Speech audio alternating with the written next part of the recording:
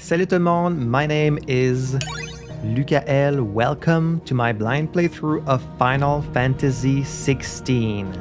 This game was released in 2023 and developed by Square Enix. It is of course the latest installment in the very long Final Fantasy franchise. Now this is not a game that anyone really asked me to play or requested me to play. In fact, every time I put it in a poll on the channel, it kind of ranked last, which makes me a little bit worried about the viewership I'm gonna get on this playthrough. But at this point, I've completely given up trying to understand the YouTube algorithm, so I just gonna play whatever game I want, and if people show up, great. If people don't show up, well, I guess that's too bad. I've always been a big fan of the Final Fantasy franchise, and it's been a few years since the game came out, so I decided, you know what, I think it's time for me to jump in. Now, I did feel I should maybe give a little bit of background on my Final Fantasy fandom, as it were, just so you have some context on like what I'm coming into this game with, and if you're not interested, you can just skip ahead, that's fine. But basically, Final Fantasy 1 through 5, never played them, never really got around to playing them. The first games I was exposed to as a kid, I remember being 8 and 9, but I didn't have a PlayStation when I was a kid, so I didn't get a chance to actually like finish them at the time. The first one I really remember finishing is Final Fantasy X, which to this day is my favorite one in the franchise. Not only in the franchise, but I would say it's one of my favorite games ever. To me, it has my favorite story, my favorite combat system. I think it's just an amazing game, and if you've played it, you probably know that's the case. I did eventually go back and play through 8 and 9. 8, I'm not like a huge fan of. I think it's very iconic of its era, and like Squall and the visuals and the music and the opening, and like there's a lot of good stuff about it. And I'm a big fan of that kind of PlayStation era style of games. But just, I don't know, the story never quite connected with me. I'm not really a fan of the drawing system either in 8. 9, I really love. I'm a big fan of that one. I love the kind of return to a classic fantasy adventure. I think it has a really great story, some great characters, an amazing soundtrack. Probably one of the weaker combat systems in 9, just because I'm not that big of a fan of ATB. I kind of prefer like turn-based, like 10. Now, I know that for most people, Final Fantasy VII is the big one. It's everyone's favorite ones. It's the most popular in the franchise. I have a weird relationship with 7 because I never really got around to playing it as a kid. In fact, I think my first exposure to it was in like Kingdom Hearts. By the time I had played a few of them, everyone was always talking about 7. It was getting all the spin-offs, it was getting this reputation as the best one in the franchise. And like being kind of the cool kid, I was like, oh, I don't really care for that one. If it's everyone's favorite, I don't really care for it. You know, just trying to be different and go against the flow and all, but I think if I had played it as a kid, it would probably also be one of my favorite games. I did go back many times to try and like actually play through it, but I always play through the first disc and then I just kind of lose interest.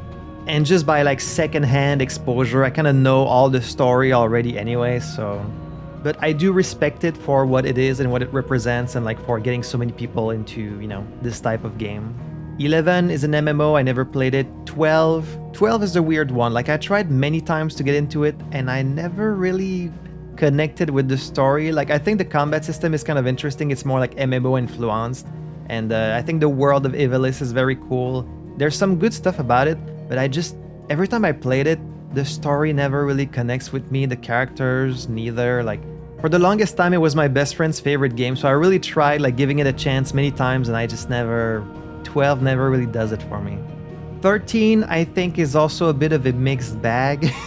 At this point, I don't really sound like much of a Final Fantasy fan, huh? But, I mean, there's stuff I like about all of them. It's just, I'm more of a 10, 9 guy. 13 had some really good visuals and a great soundtrack, but again, the story, just lightning and the lassie and the falsy and all that just weird stuff. I don't think it's a great story. I wasn't really a fan of the characters either. Interestingly enough, I think 13-2 is a really great game. I actually like the sequel more than the original. Again, amazing soundtrack. I think Sarah and Noel were like good protagonists. I love how it evolved the combat system and like the creature capture. Has a great villain in Caius. And then Lightning Returns, it's just kind of whatever. Arguably, other than 7, the most popular one might be 14, because for years everyone has been talking about 14 and how great of a game that is, and I'm not an MMO guy at all, so I never got around to playing 14. I keep hearing it's the best story in the whole franchise. I don't know if that's true. I'll never know because I just don't really play MMOs. So if you like 14, that's great. It's just, I don't think it's for me. And then Final Fantasy 15 is, again, I think a bit of a mixed bag. Like, it's a game that when you play it, you can definitely tell it went through development hell because the direction is a bit all over the place. I think it does some stuff really, really well. Like the camaraderie between all the boys and like the road trip feeling. And there's a lot of stuff that's really nice about it. But then the story, again, the way it's told, it's not great. There's just, I think the first half is pretty interesting, but then it kind of falls apart in the second half, at least for me. So yeah, even though I consider myself a big fan of the franchise, I feel like there's been more kind of mixed bags than actual amazing games. I mean, I think 6, oh, I forgot 6. 6 I also went back to play. I think it was Final Fantasy III at the time on SNES. I think for this style of retro RPG, it's about as good as you can do. Like, it's a great story. It's very ambitious for the time. There's some really nice characters, a great villain in Kefka. So yeah, I would say for me, my favorites are like 6, 9, 10. There's stuff to like about all of them, but 8, 12, 13, 15, a bit more of a mixed bag. I actually really love the spin-offs, you know, Kingdom Hearts and Final Fantasy Tactics and Final Fantasy Crystal Chronicles, Final Fantasy Dissidia, all the spin-offs I kind of enjoyed. When are we getting Final Fantasy Kart? I don't know. Anyways, all of this leads us to Final Fantasy XVI, the latest one. Now, I think they kind of went in a different direction for this one. It's a lot more action-oriented, which, yeah, is a pretty big departure from the turn-based RPGs that we know, but at this point, Final Fantasy has kind of tried like every gameplay style anyways, so I don't mind them trying something different here. Now, as always, before I jump into a blind playthrough, let me tell you what I actually know about the game, because it's kind of impossible to go in knowing nothing. You know, you always see some stuff in the trailers, on the game cover, on the Steam page, all that stuff. So I know it's more action-based. It's a bit more like a Devil May Cry, I think. I know the protagonist is named Clive. He's, of course, voiced by a familiar voice on this channel, good old Verso, Ben Starr. I know that in this game setting, the Aeons or the summons or like whatever you want to call them, they're actually people instead of just summons, which I think is actually a really interesting idea, and I'm curious to see kind of what they do with that. Clive himself being Ifrit or Ifrit, we'll have to see how they pronounce it in this game. And yeah, that's pretty much all I know. I think you have a dog, maybe? That's about it. With this being a blind playthrough, I'm going to ask you to, of course, refrain from having spoilers in the comments. I don't know where this story is going or what's going to happen to the characters, so please let me discover it on my own time. Comment about what you see, not what you know. So yeah, I think that's about it. Sorry about the longer than usual intro. There's like a few things I wanted to touch on. One last thing, I am playing this on Xbox Series X, the weaker one. I had originally bought it on PC and I tested recording it, and it was running at, I want to say generously, 1 frame per second. So obviously that wasn't going to work. My computer is sadly not powerful enough to run the game and record it at the same time. And I don't own a PS5, nor Xbox Series S, the strong one. So I had to buy the game a second time on console just so I could record it for the channel. I have heard that the performance is maybe not that amazing on console. It's basically gonna run at like the lowest setting, so if it doesn't look great, I apologize, it's the best I can do. I assume if you're watching this, you've probably played the game already, so I guess it doesn't matter as much, but we have to do with what we got, so. Alright, that's enough yapping from me, let's get into it. Thank you so much for joining me today, and without any further ado, let's jump right in.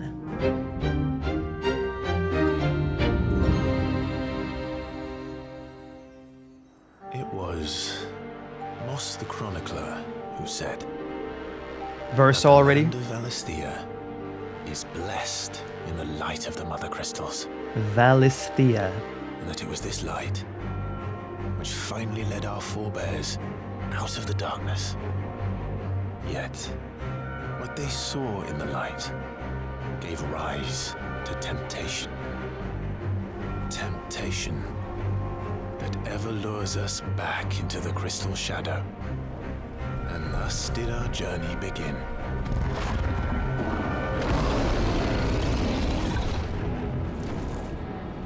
Phoenix and Ifrit.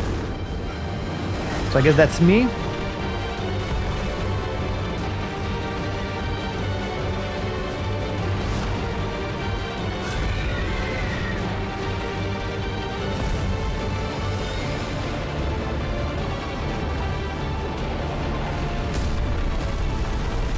God damn.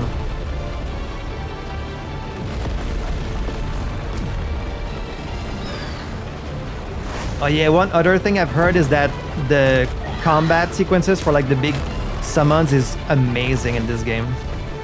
And I can already see... Wait, I'm playing the Phoenix? Evade. Am I not playing Ifrit?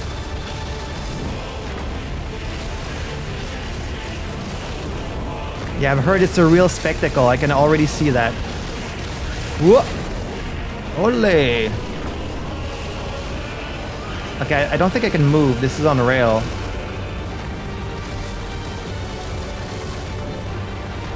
That's quite a way to open the game. Whoop! Think I dodged it?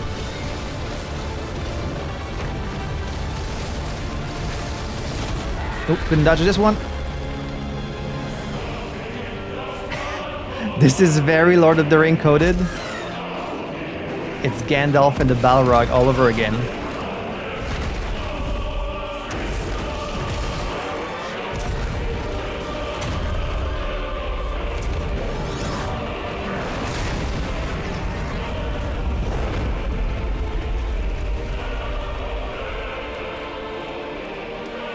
So I'm guessing this is something that will happen later in the game then? And there he is, that's Clive. I thought he had like a scar, but it looks more like a tattoo. Year of the Realm 873. The Nysa Defiled, Dalmekian Republic. All these freaking fantasy names. Okay, this guy also has the...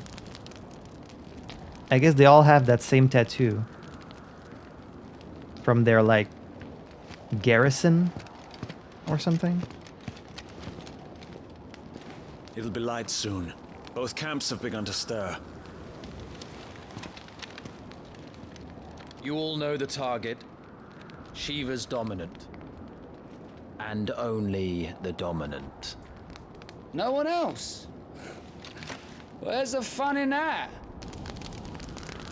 How do we even know the girl will be among them? Our kind do not question orders. We follow them. Try to keep that in mind. Bringing attention to it in case you hadn't spotted it yet. Done. So they're maybe mercenaries.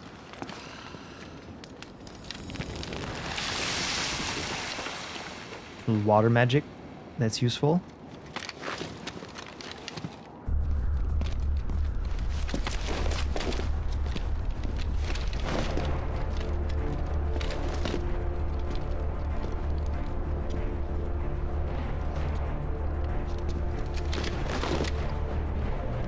This being a Final Fantasy, you're expecting, of course, great music, great characters, a great story. If I have some of these or all of these, I'm gonna be happy. Focus, Wyvern. You are key to this mission's success. Tiamat and Wyvern. Okay, I think these are code names because I'm Yes, Sergeant. Clive.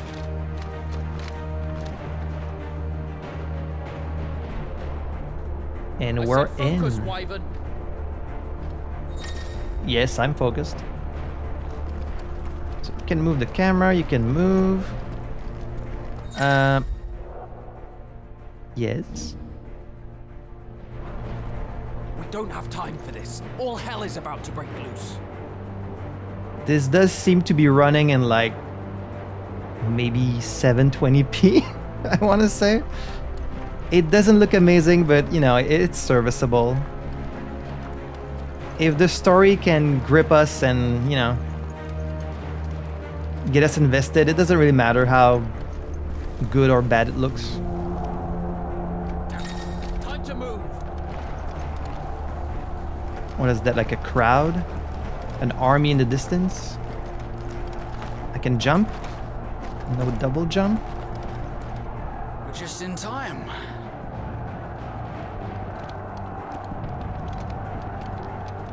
Armies clashing? Yeah. The Republican Army front lines.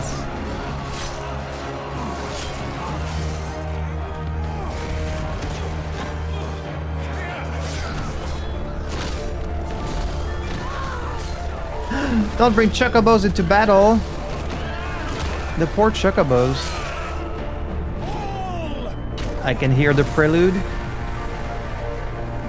Throwing like magic balls.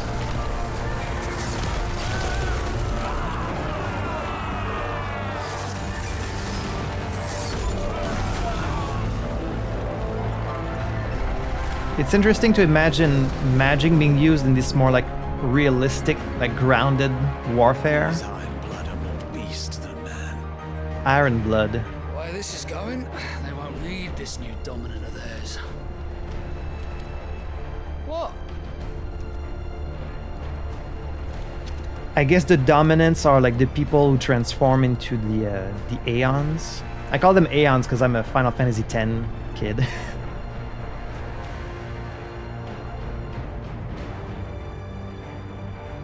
The Zirnitra stronghold. To the gates! Quickly! Move! All these names. What do you mean, you refuse? Did you not pledge your swords to our cause? Come now. Marshal, the King of Waloed is our guest.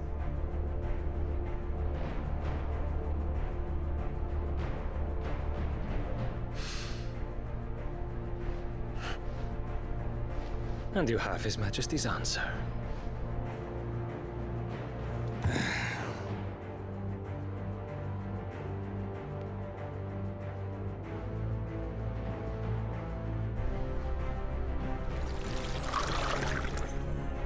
Some crystal water. Everyone be using magic. Very casually.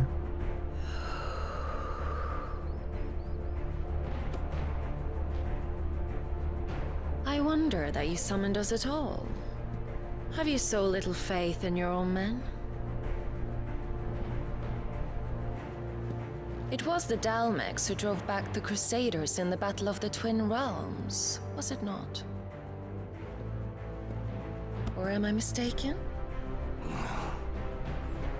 Besides, your dominant has yet to take the field. So this guy is one? And when he does, our knights would only get in the way. Perhaps you have not heard, but the Ironblood now have their own dominant. We would be fools to underestimate them. Bugger their knights. What did you say? Should this citadel be allowed to fall, the capital will lie exposed. And I doubt the Crusaders will wait for the good king's pawns to line up before taking to the board.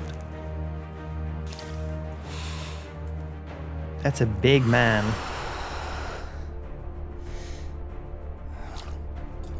Which just leaves me. Trupka! The Iron Blood will rue the day they set foot on Storm. This game is over. The game has just begun.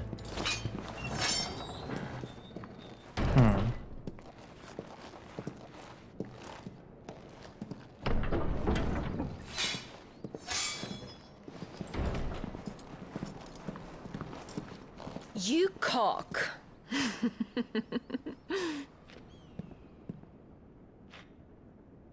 Benedicta. Damn, you guys couldn't wait to get out of there.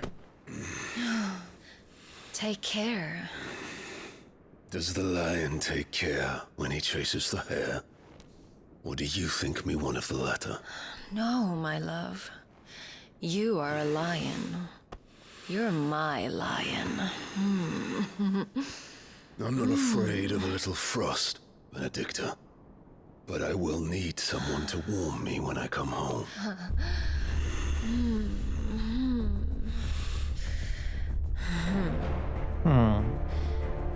This is the face of someone who maybe is not telling you everything, Hugo. This is already more like sexuality that I've seen in this whole The front lines are franchise. gone. This is our chance. The chaos will conceal us. Can tell they're going for a more mature story this time. We'll have to see how effective that is.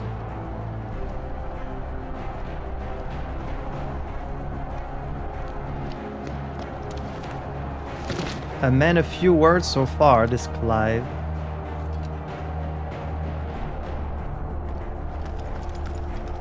So, dominance. I don't know if I have access to like a...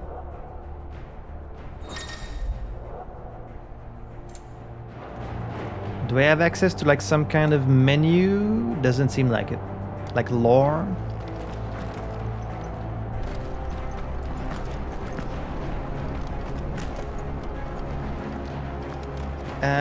This does not run great, but we'll have to make do. Yeah, this idea of dominance, of like a person being able to transform into a giant monster, I find very, very interesting, and like I'll talk more about it once we have a bit more information. As always. Take the van.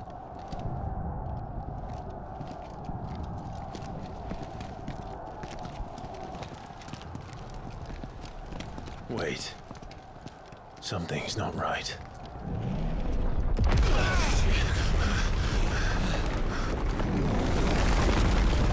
Did that sneak up on you?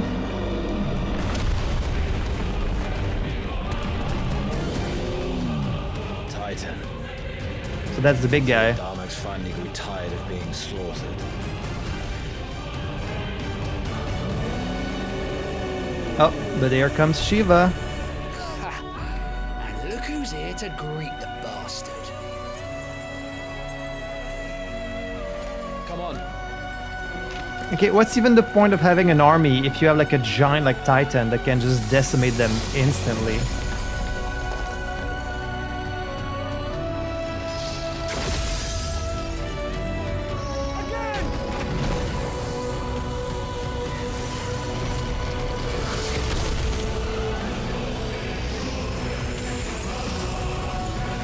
I mean, I hope she's powerful because she's much smaller than Titan. Oh, please don't hurt the Chocobos.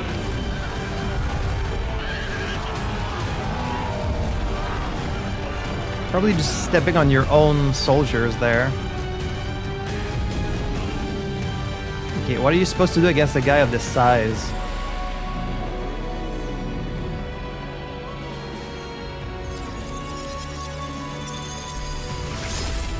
Can you really freeze him?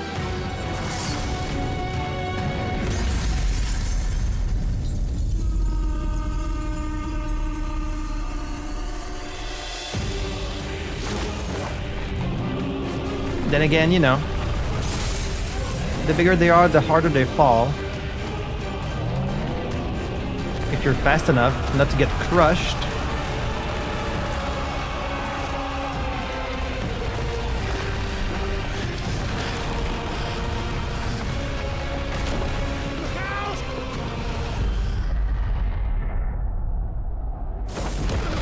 Whoa. You don't get to die here, Wyvern. Move! Are they like... Okay, I was wondering if I could look around and see them fighting in the distance.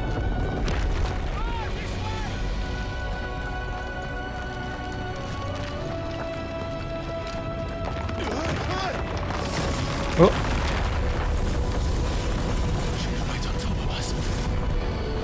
She does seem like she's very fast.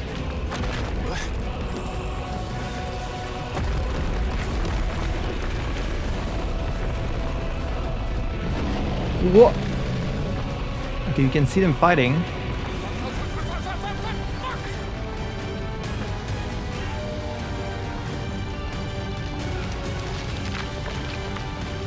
That's cool.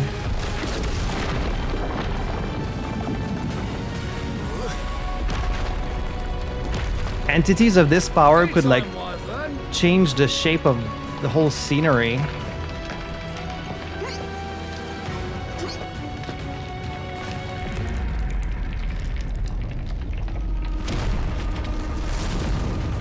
Okay, I thought they got crushed. Who's gonna stand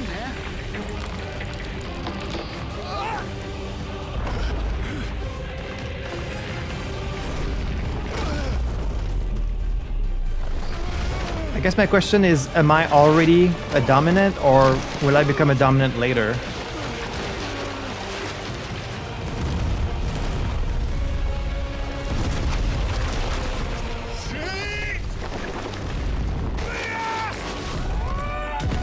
Ooh.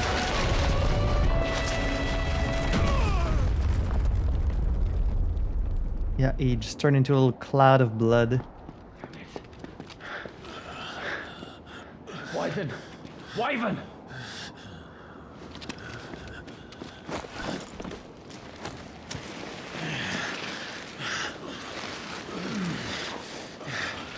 Not much left of him. Told you before, you do not get to die here.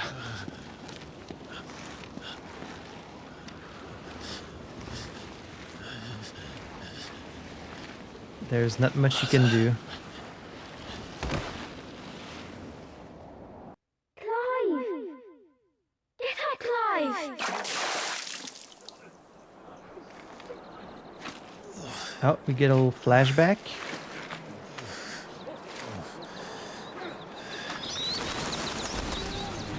"13 summers earlier." Okay, so 13 years earlier in a Rosalith.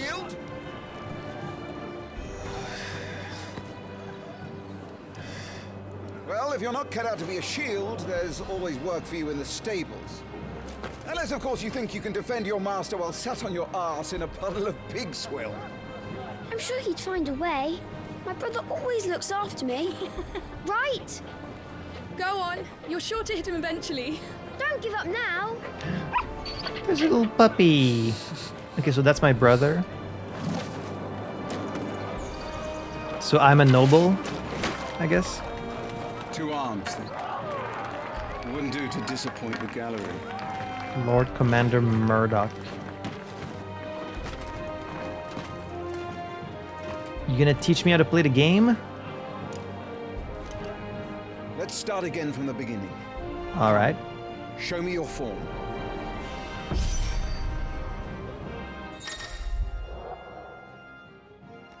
Perform a melee attack. Up to 4 attacks can be chained together. Okay. Got the lock on. Concentrate.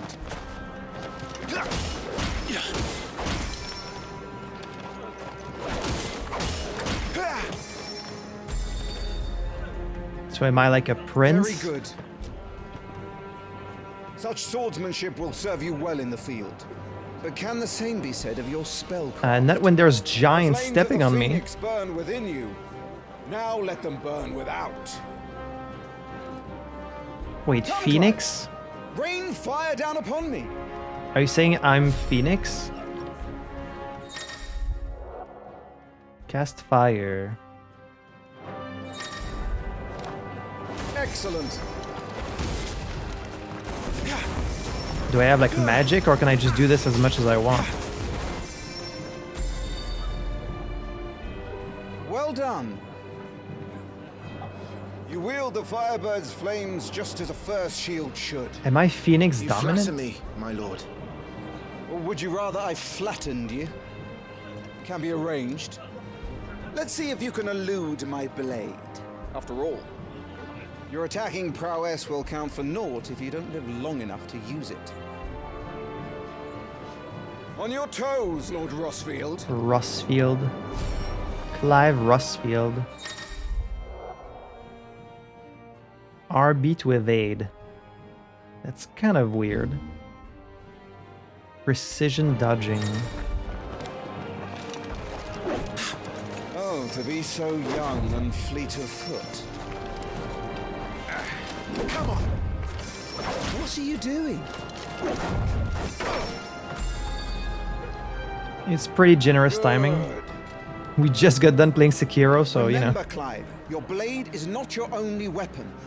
Quickness of thought and fleetness of foot are indispensable arms in any shield's arsenal. But you are not just any shield, are you? Show me what sets you apart from the rest. You have been blessed by the Phoenix, granted the use of its power. Call upon that power now to close on me. Okay, Well, so I'm waiting. I think being a shield probably means that I'm like someone's bodyguard. Like I'm training to be maybe my brother's bodyguard because he's like... But he's younger than me. So I would be the firstborn. So why would I protect him? I guess we'll learn about this. The blessing of the Phoenix. I don't think he is Phoenix dominant. Maybe he's been blessed by the person who's Phoenix. The blessing of the Phoenix grants Clive the ability to perform feats of inhuman strength and dexterity. Phoenix Shift. Okay. Good. Fly at your foe before he can raise his guard.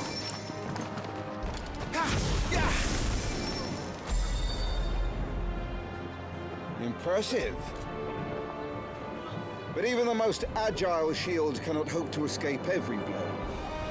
And death may come by a handful of cuts as easily as it comes by 1,000. There is only one way to ensure that you do not fall. Blocking?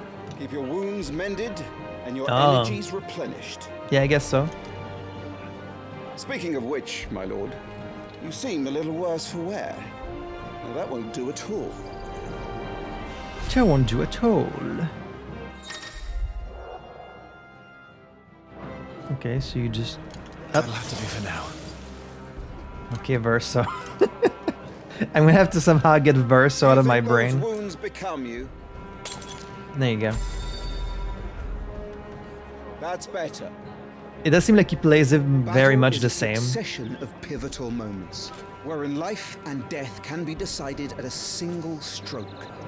You must be ready to utilize every tool at your disposal if you are to navigate a path to victory. Of course. At the very least, to ensure that you live to fight another day. I'm just gonna have to get the Sekiro Enough practice. reflexes out of my brain. It's time for the test. You've recovered from your soaking, I trust. You wouldn't want to kick a man while he's drowned. I thought you'd never ask. Come then, Lord Rosfield. Spar with me. If you believe yourself worthy to be called Shield of the Flame, then prove it. As you wish, my lord. Also, if I'm to shield a dominant, like what's the point? Aren't they much more powerful than other people?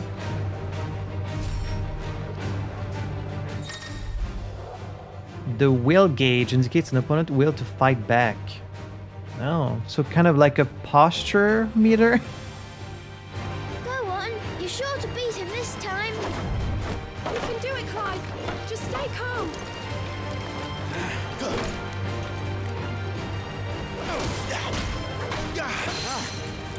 You're taking this seriously.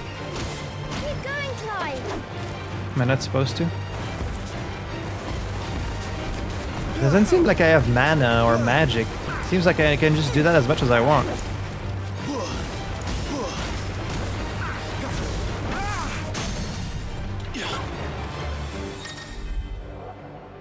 His will has been broken, leaving him staggered.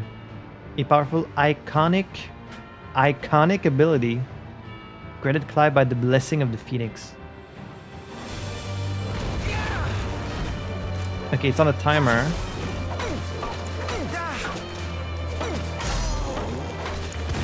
It's time I took my own advice and used all the tools at my disposal. Come on, Clive. Keep pressing. Just a little more. We believe in you. You're a damnably quick learner, Lord Rosfield.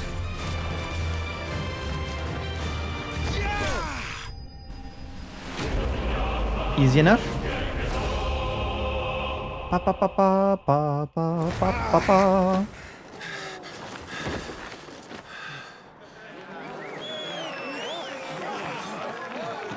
He won! See? I told you he could do it. Aye.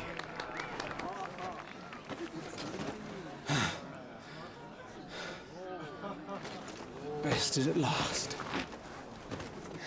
It's taken me long enough. That was a display worthy of your father.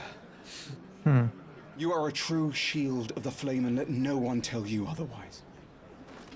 Including me. What are you lot gawping at? Back to your drills.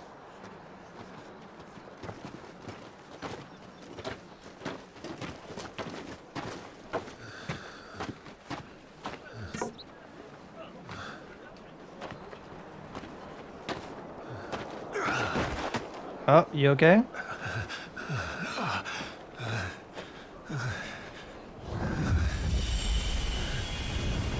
Ah, of course. I think my brother is the Phoenix. Joshua. I was just tired. The Phoenix's flames are a gift. You mustn't waste them. It isn't a waste. My shields look after me. Why shouldn't I? That's why. You were coughing this morning too. You shouldn't be outdoors. I'll be fine. It's just a cold. Don't push yourself. Is it a cold? Father's back. Or is it that being a dominant has like a price on your health? That would be fair, to be fair. Please, this is no place for one such as you. I would gladly brave hell itself to see my darling boy. Gentlemen, Rosaria thanks you for your indefatigable loyalty. Thank you. Indefatigable. Your Grace, we live to serve.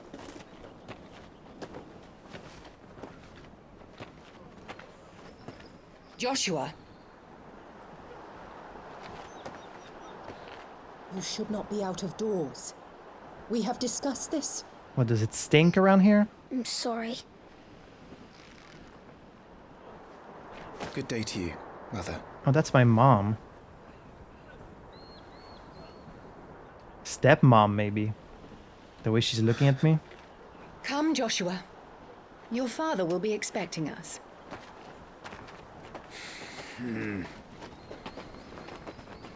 What? Is there a problem? Murdoch. Your Grace.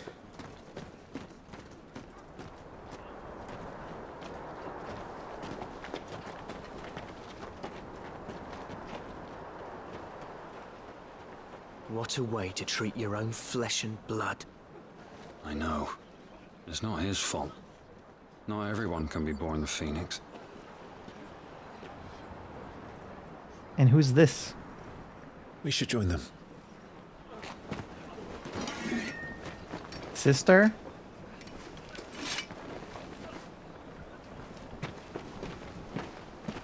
Friend? It's so weird to be playing something this grounded and like... I want to say realism. Of course, people are using magic and stuff, but it's still a lot more grounded than the other Final Fantasies. And I guess that's my father. The king? The king, the duke, the count. On a silver chocobo. Everyone's wearing some very nice outfits, you know?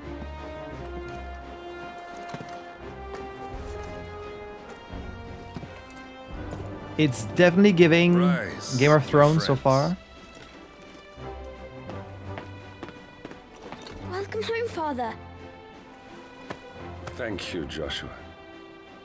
You are well, I trust. Yes, The Father. Archduke. Much better. Today, Jill and I went to the Bailey to watch Clive's spa. Is that so?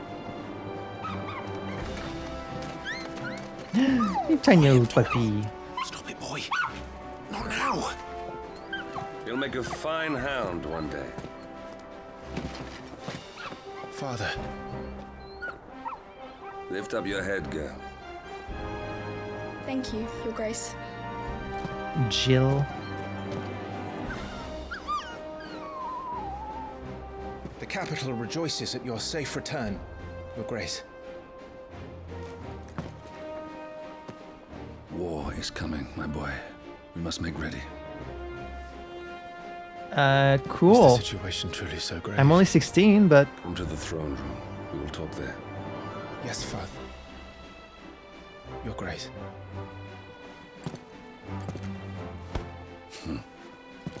Shields dismissed.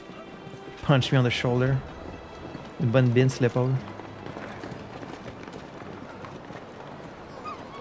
Seems like they have a very awkward relationship, but he might be gone most of the time, so it's not that strange. Where do you think you're going? What a cute little Clive puppy. here is off to see the Archduke. Right.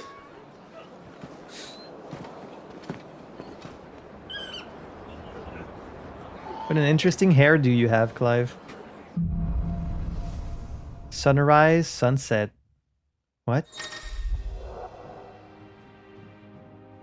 Should you find yourself lost, do not fret, hold down L and trust in your animal instinct to point you in the right direction. Your current destination will be displayed with a... whatever that is. Is trouble brewing? I'm not sure. I need to speak with Father. Okay, make for the throne. Okay, Sunrise Sunset is the name of the quest. I was like, what is that? What are you saying? Hello. I'm the 30 FPS knight. Remember, it is for us to protect His Highness, not the other way around. I know that. And on my honor as a shield, I'll defend him with my life. Okay, so I guess maybe all the soldiers are called shields. Make sure you get a good edge on that, eh? I know. I'm not about to send our lads off to war with dull blades. Okay, I think it's time to move to the framed webcam. Because I think I might be hiding some of the subtitles. Preparation is key. We must be ready to march at any time. You don't need to tell this one. She's raring to go. She's heard this speech before. But now I'm still hiding the subtitles. I'll just make myself a little bit smaller, I think.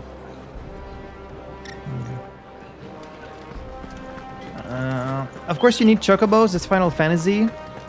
But I kind of hate that they bring Chocobos into battle. Into war. Make sure all the crystals are accounted for. Poor Chocobos didn't ask nothing. That was a thrilling bout, my lord. I couldn't look away. Lukael shield.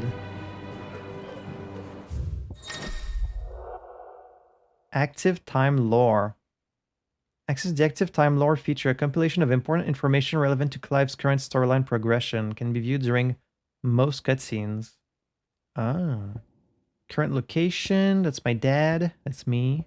That's my doggy.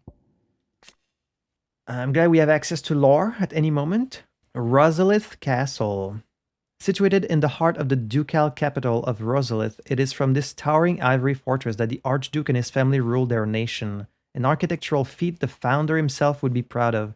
The castle has stood since the early days of the duchy and watched over the rise of this proud nation and the people who inhabit the city beneath. Elwyn Rosfield. Something tells me my dad is gonna die like dramatically and then I have to take over the family or something.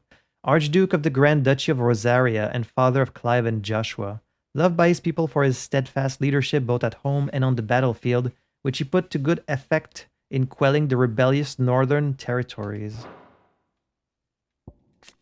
And then there's me, the firstborn son of Archduke Elwyn, ruler of Rosaria. From a young age, Clive dedicated himself to mastering the blade, and his practice paid off when he was appointed first Shield of Rosaria, tasked to guard the Phoenix, and blessed with the ability to wield a part of his fire. And my brother isn't here. Torgal, Clive's faithful friend, brought back from one of Archduke Elwyn's expeditions to the frozen northern territories. Again, so he's kind of like a direwolf that he brought back from the Stark homeland, where he was found half-starved and shivering in a snowfield, having presumably been separated from his pack. Elwyn gifted the puppy to Clive upon his return, and the two became nigh inseparable. I know that not everything that's like medieval is necessarily like Game of Thrones, but would I be lying in saying that they were clearly influenced by Game of Thrones in making this game? I mean, this game was made in a post-Game of Thrones world. Like, I can definitely see the influence, especially in the concept of the dominance, which to me is very reminiscent of course, House of the Dragon, and the concept of like a single person owning a dragon is equal to multiple armies, right? As we've seen, it doesn't matter if you have an army of 50,000 men. If one person can just transform into a giant and step on them, that kind of negates the whole thing. Same as if someone can just get on a dragon and destroy the whole army, then they become extremely important in the politics of the kingdom and all that stuff. So I'm really interested to see how they will handle that fact. Like, how do you navigate the politics between kingdoms when a single individual wields more power than armies, you know? And what does it do to you as a person to have all this power? Like, of course, some of them would go crazy with so much power. Then some of them would like wrestle with the weight of the responsibility. There's a huge potential for like interesting storytelling with a concept like this. So I'm really, really interested to see where they go with it. Jill Warwick. Born a princess of the Northern Territories, Jill was made a ward of Rosaria after her homeland's incessant raids were quelled by the duchy. She was raised in Rosalit Castle alongside Clive and Joshua, who came to love her as a sister. Okay, so she's kind of like our stepsister, but really she's a ward of the Archduke. Interesting. Okay, now we have access to the full menu. As the duchy readies itself for war with the Iron Kingdom, its most bitter and long-standing of rivals, so too does Clive prepare to do his duty as first shield of Rosaria, to protect and serve his brother Joshua, dominant of the Phoenix. Okay, so it's as I thought. We got main scenario, so I guess this was the first one. A flame summoned. The night burns red as twin titans clash. Dressed in flame, they vie for dominance. One a beacon of hope, the other an aberration, an affront to the very laws of nature. There is no room in this world for both, for there can be only one Eikon of fire. Right. Now the intro takes on a different meaning because we saw Phoenix fighting with Ifrit, which means that was me fighting my brother. Here it seems like they have a very good relationship, so what's gonna bring them to fight each other?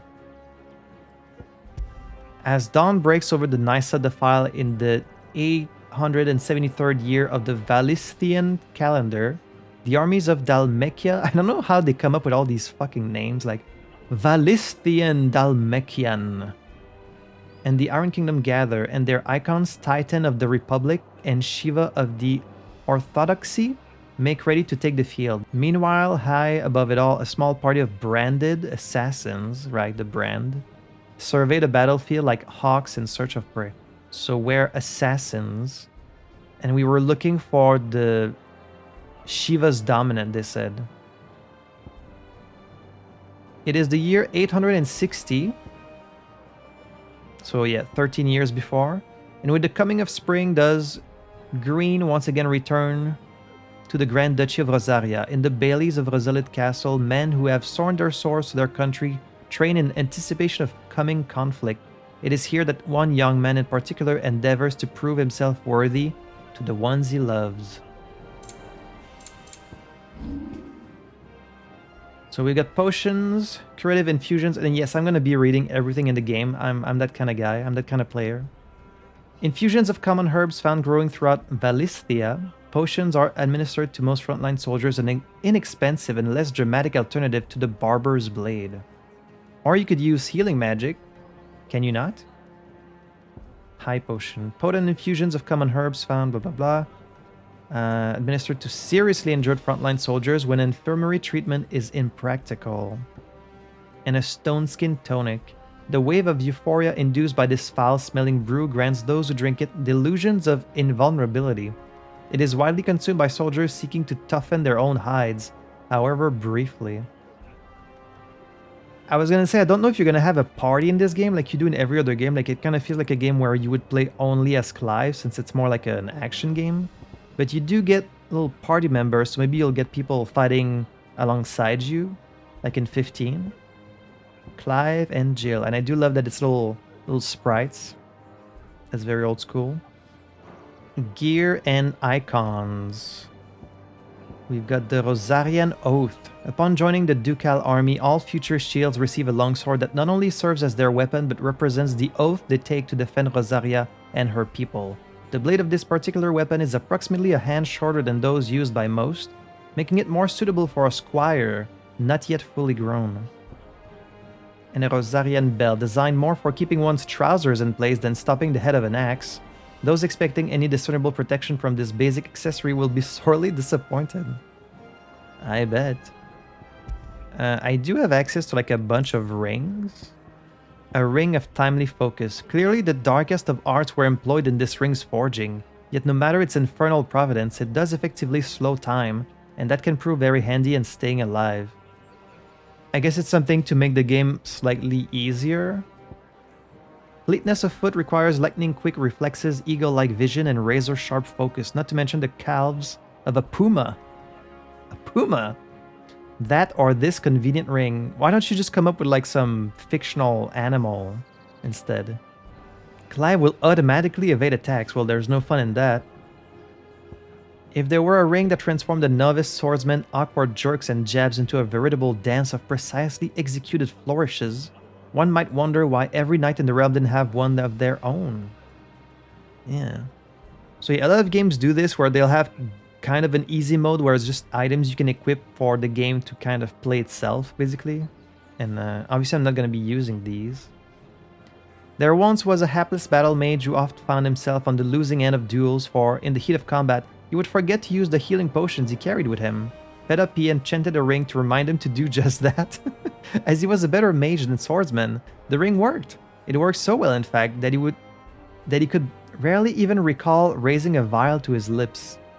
I do love that they have like lore for these accessories. Instead of just telling you what they do, they have like a little story. That's kind of fun. All right. And then system. I guess I'll save. Can you save from anywhere? Does seem like it. It didn't even tell me that holding this button would give me lore. I was just trying shit. The way I see it, it's us or them. I know my money's on. You put Hello. on quite the show for us, Lord Rosfield. Any man who can do that deserves to be first shield. Age and experience be damned.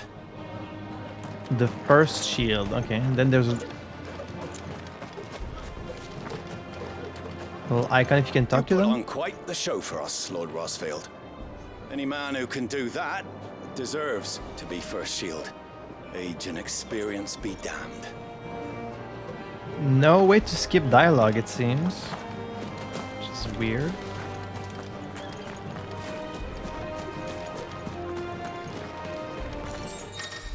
Oh. Useful items can be found across the realm by those who know where to look. It just kind of flew right to me, this potion. All right, let's get this stuff unpredictable the Duchess calls for our heads. Right you are.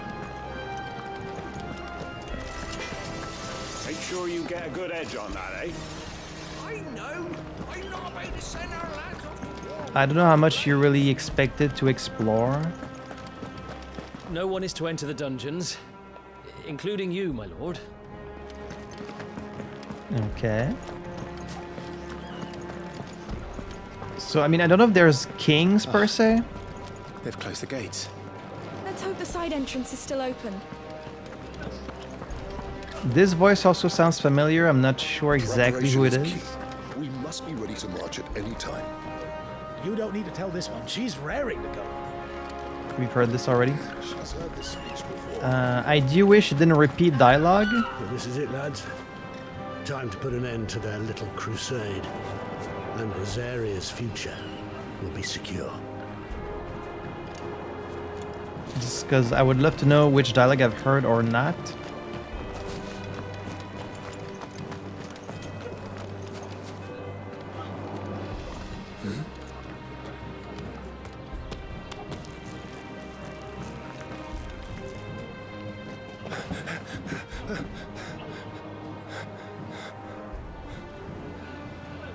He's an assassin. Potentially. Forgive me, Lord Marquess, pray do not concern yourself with this bungling cur. Slave master? Fool! Did I say to speak? Oh no. It was no trouble, really. They have slaves in Rosaria. Indulge him. To be allowed to stand in your lordship's presence is more than his kind deserves. Why, neither the Empire nor the Republic treat their bearers half so well. He was lucky to be born in your father's dominion. Very lucky, as I remind him every day. Stand. Please. Start. I trust his good fortune will continue. Of course, if that is your lordship's wish. Don't work too hard. Remember, it is for the good of the duchy that you serve. But he does have the brand, which tells me he might be an assassin. As do we all, my lord. As do we all. Come along now. Back to your duties.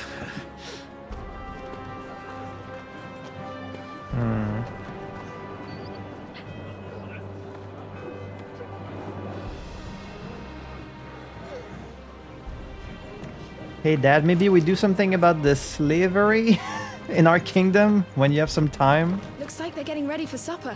Just an idea. I think someone's hungry.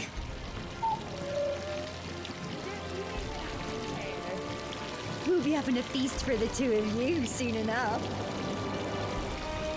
The two of who? Us? Talking about me and Jill? I'm having my bearer filled well, my lord. Best to save what crystals we can, eh? Okay, so you can either use magic.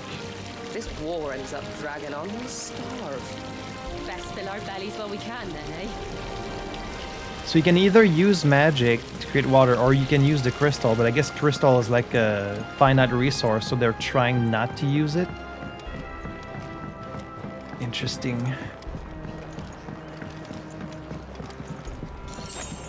You don't even have to pick up items, they just fly right to you. Fine display, my lord.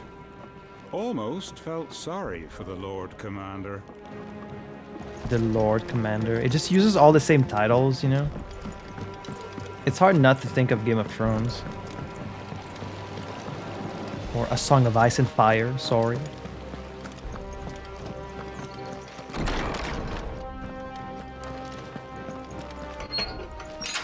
Nice and quiet in here, isn't it? Wow. This place is beautiful.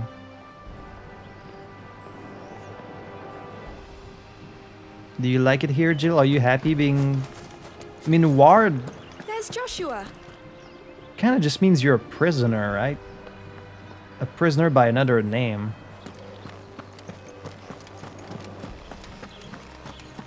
Because you're not allowed to leave. My lord, it's not how it looks. I'm, inspecting the castle walls by order of the Duchess. How are you? My lord, it's not how it looks. I'm, inspecting the castle walls by order of the Duchess. Very weird that you can't skip dialogue. So there's suspicious people around the castle?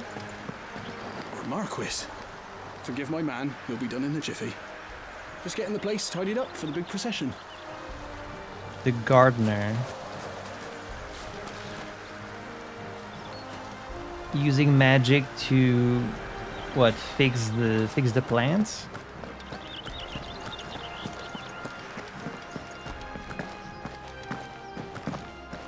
I really can't jump high at all. I mean, it's like a normal jump.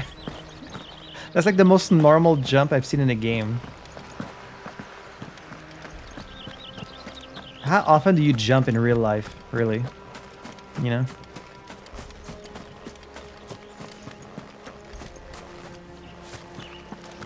Hey, little bro.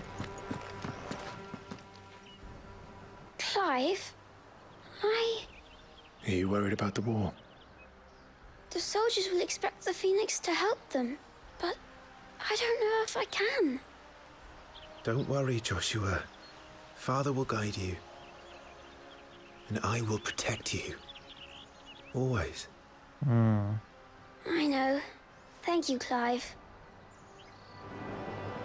So clearly I'm not a dominant yet, which brings the question, what's gonna happen to me to make me a dominant? How do you become a dominant? Like, are you just born one?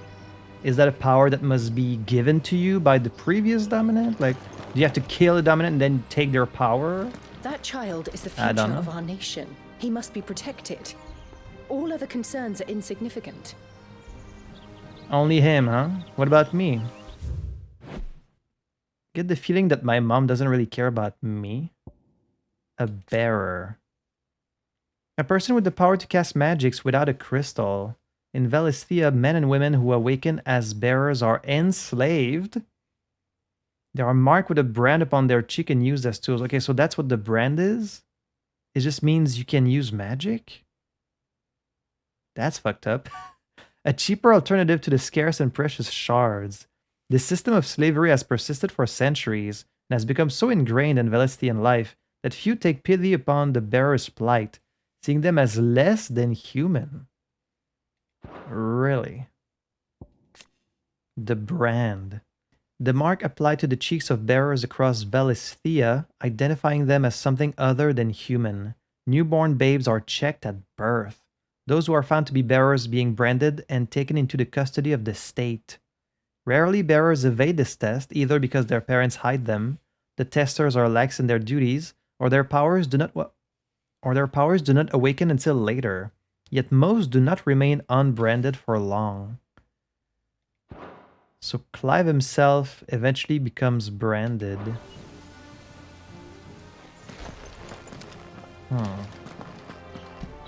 Mother? Doesn't seem like my mother really cares about me.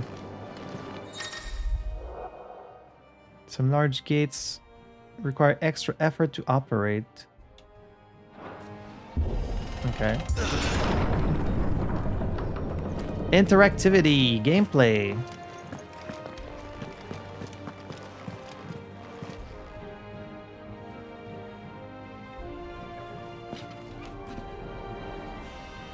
Good luck.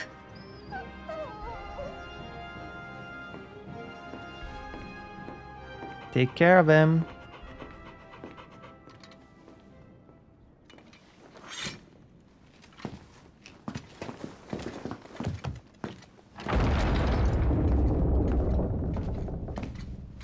There's a lot of Phoenix iconography, so it may be like the Phoenix was always there. Their icon. You commanded my presence, Your Grace. How may I serve you? All right, you can stop licking my boots. Your mother isn't here. Oh, is that how it is? Do the territories fare any better? Most lie under a pall of black. In just... Okay, sorry, just testing this thing where they said you can look at this even when in a cutscene. The Deadlands. Barren wastes bereft of ether, where no life stirs and magic is all but unusable. Here both earth and water are stained black, preventing any seed from quickening. In recent years, the blight has spread even more widely, displacing whole nations before it, driving once peaceable fauna to violent desperation, and leaving silent devastation in its wake. A mystery of the realm. Rodney Murdoch, Lord Commander of the Rosarian army, outranked only by Archduke Elwyn, who is not only his liege lord, but his firm friend. The two share an unshakable bond of trust, Elwyn consulting with Rodney on all military matters. But how do you know when you have like new stuff to look at? Because it seems to change every time I look at it. These few moons, the Blight has taken nigh on all of the northern reaches. It is only a matter of time before it crosses the border. This voice is also familiar. By the flames. Nearly every available bed in the capital is already occupied by those fleeing the Deadlands. Even if we were to send them south to Port Isolde, more would only follow in their wake. Every day we delay brings us closer to disaster. We must move now. Against the Iron Kingdom. We have traded blows with them for too long. It is time to end it. At the very least, we must secure Drake's breath. Without the blessing of the Mother Crystal, we cannot defend our realm from the spread of the Blight.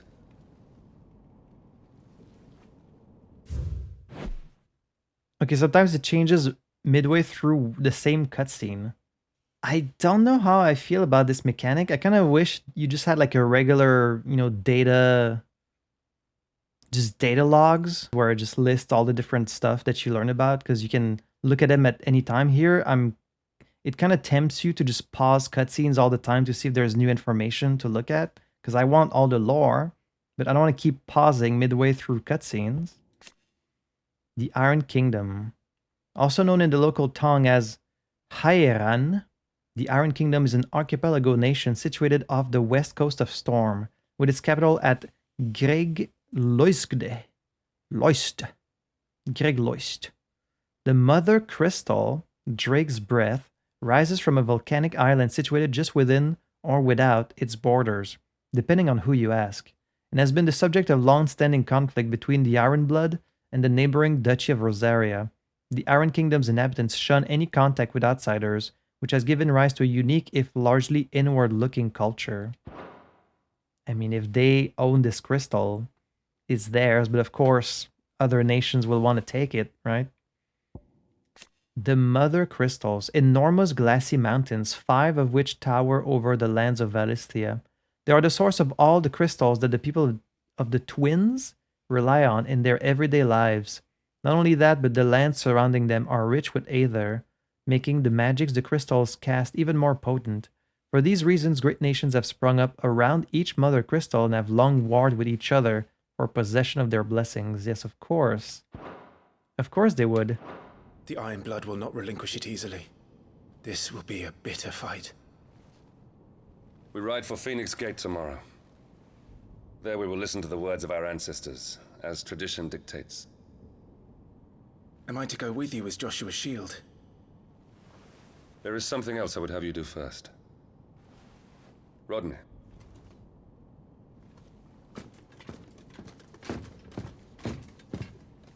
You will have heard the reports, I am sure, of beastmen from the north being sighted within our borders. Goblins in the Stillwind Marshes. I know of the rumors, yes. Then you know what must be done. I will give you 2 good men. While we ride north tomorrow, you will journey to Stillwind, search it and clear it. Then you will join us at Phoenix Gate. Some kind of test? You want to test my abilities? It is time to prove your strength. And shut your mother up for good.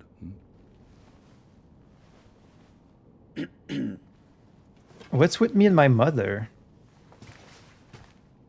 I will do my duty, Your Grace. Oh. So we have one type of relationship when it's just the 2 of us, and then another one when my mom is there. Rest well. We ride at dawn. Yes, Your Grace. So first I must go on this little side quest, and then I'll join them on this march.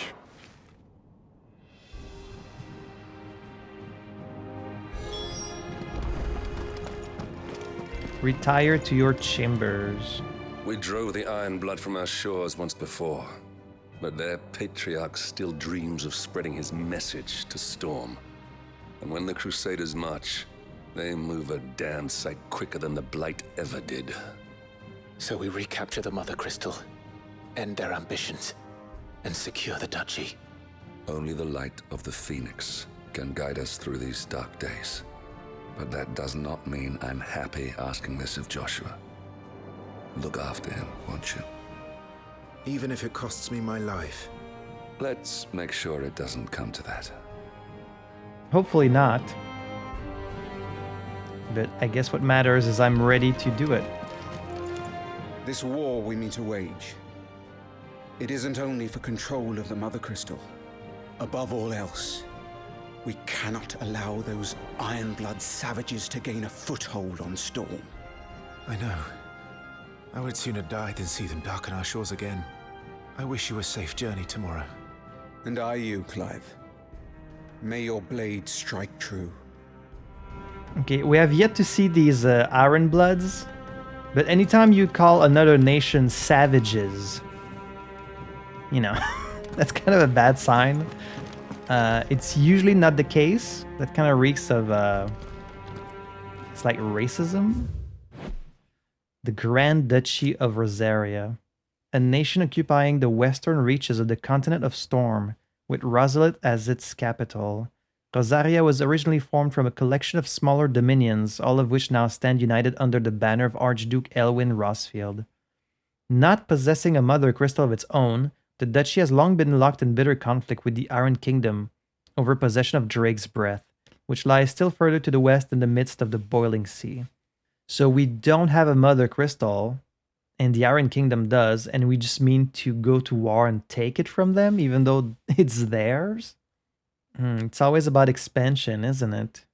So a mother crystal is basically like a mountain, like just a mountain of crystal, and then it gives you access to magic and a bunch of stuff.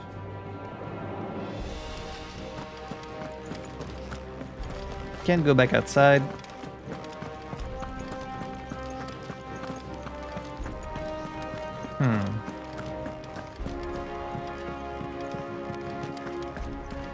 Well, I'm definitely intrigued. I want to learn more about the dominants and like how they come to be. Why is it that my younger brother is a dominant and not me? Like, how did he become the Phoenix? No messages, my lord. This guy's my answering machine. Get a nice overview of the throne room. Very empty. Ooh. Look at this view.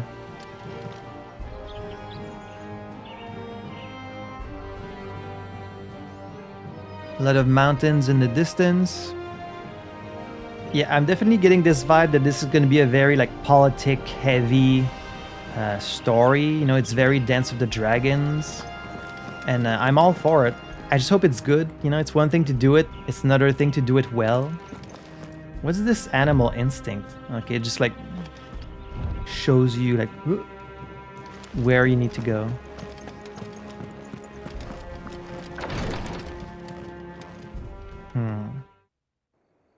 It's very cutscene heavy so far, but I don't mind that. You know, it's very cinematic, so... And the game runs better in cutscenes than in gameplay, to be honest, so...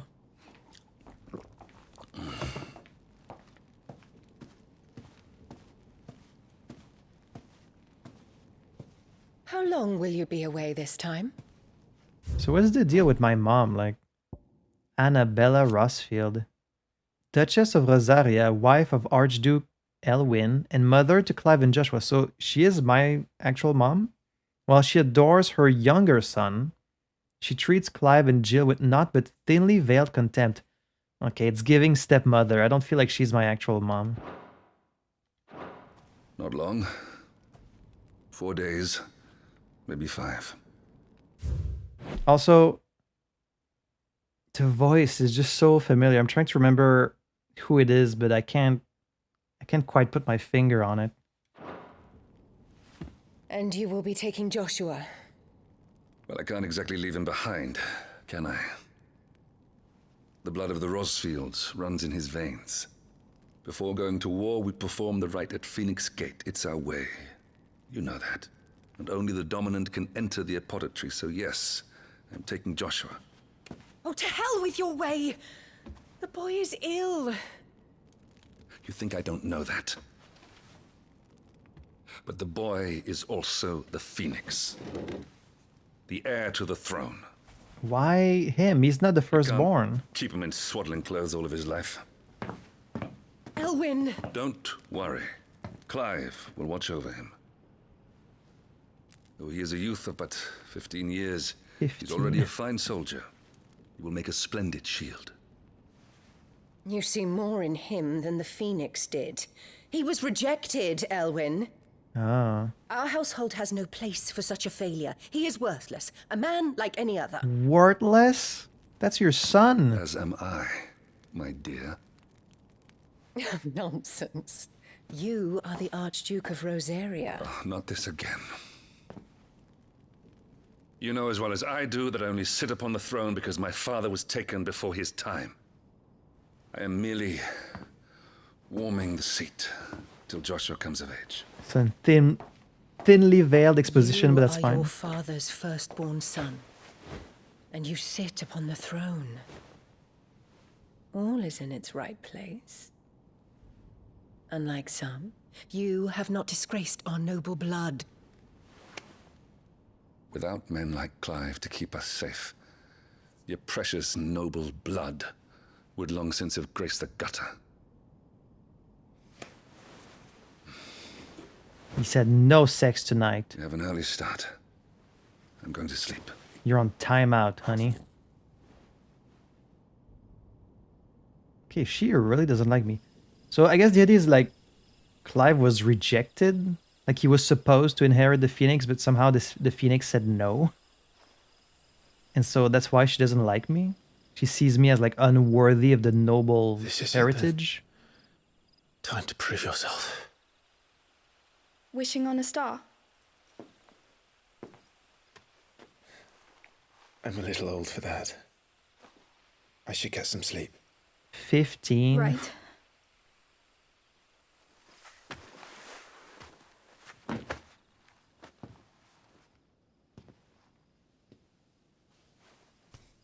You're And I going with them guess tomorrow, aren't you? she's just gonna stay here. I am Joshua's shield. I'm sworn to protect him. He takes too many risks. I only wish I could save him from himself. Clive, you... I have another mission too. Father has given me my first command. Well, if you're not going to pray to Metia for your safe return, I shall just have to do it for you. Where's that little red dot next to the moon? Retia? Then you're a quick crier. That was like instant. What is Retia? The moon? The There's god? going to be another war, isn't there? There's always war. Since coming here, I've begun to take peace for granted. I assumed the war between our nations would be the last. But she's from the north. She's not from the Iron Kingdom, right? No.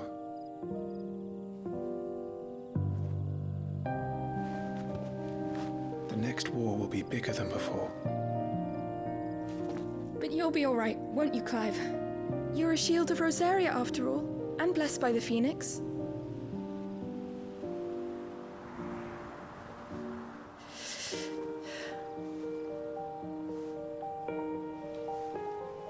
She wants a hug.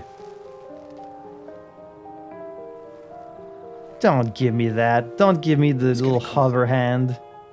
We should go in. Then again, I mean, she's kind of your sister, so I get it. Good night, Clive. Swing and a miss. There's always next time, girl.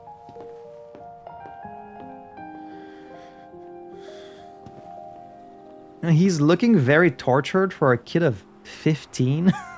Like he's talking about the war. It's like, well, you haven't seen any war. Okay. Clearly you're supposed to pay attention to this little red dot. What is it? I don't know. It's like, you haven't seen any war. You're only 15. Why do you look so tortured?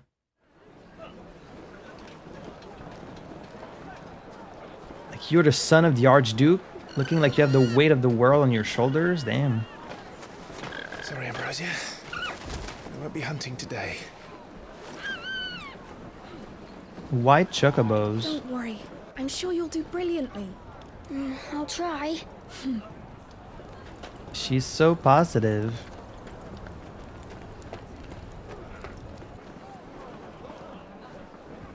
Good luck!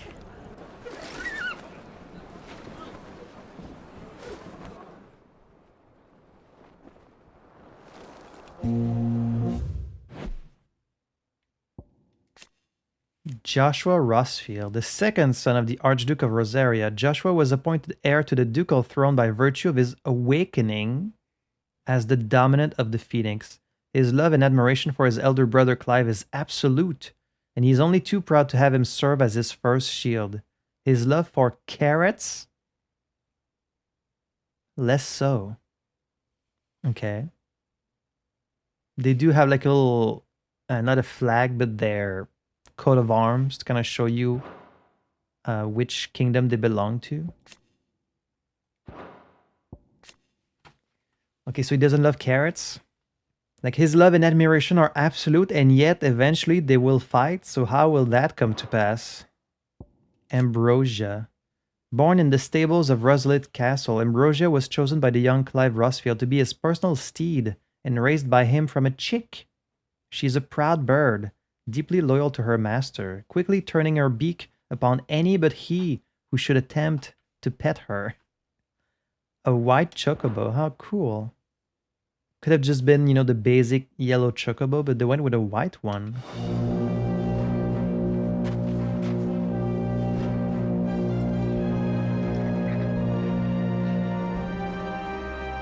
Friends, we ride for Phoenix I love Gate. the outfits. It's really cool. May the blessing of the crystals go with us and shield the fireman's flame forevermore!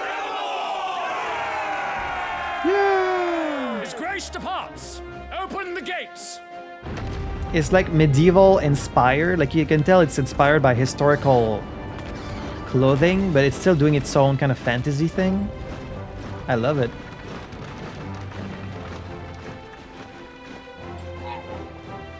So who are the two men coming with me? Allow me.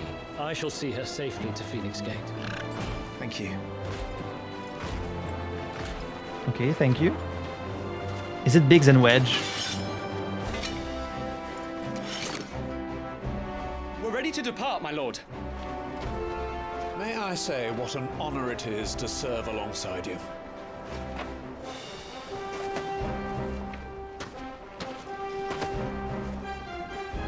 This is to be no mere investigation. If there are goblins in Stillwind, they won't leave willingly. The beastmen are a fierce foe.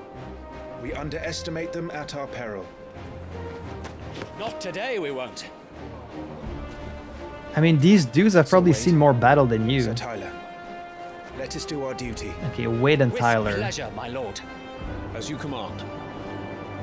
This would have been perfect time to introduce them as Biggs and Wedge.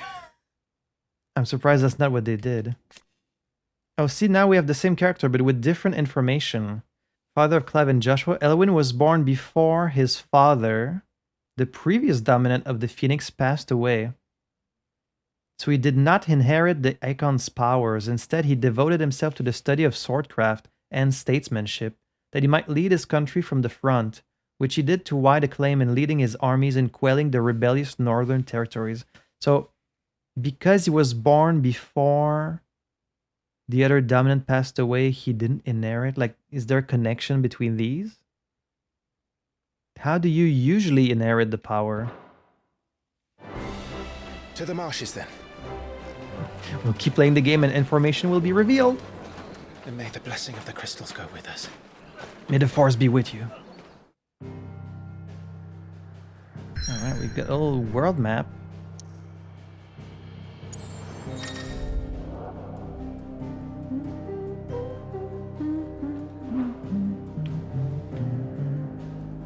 Only have access to this one little part for now. Stillwind. There was a time not long ago that the songs of civilization echoed through Stillwind's knotted bows.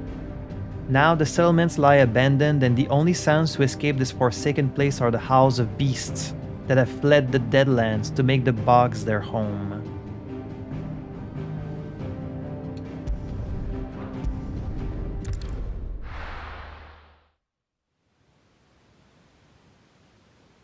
That is bogs indeed. Stillwind. Alright, well, obviously something is gonna go wrong on this little excursion of mine. Maybe one of these guys will betray me. Maybe we'll be ambushed.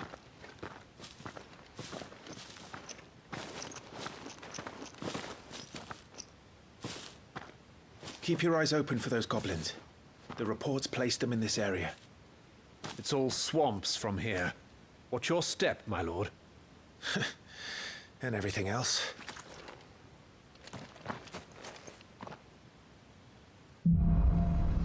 Lost in a fog.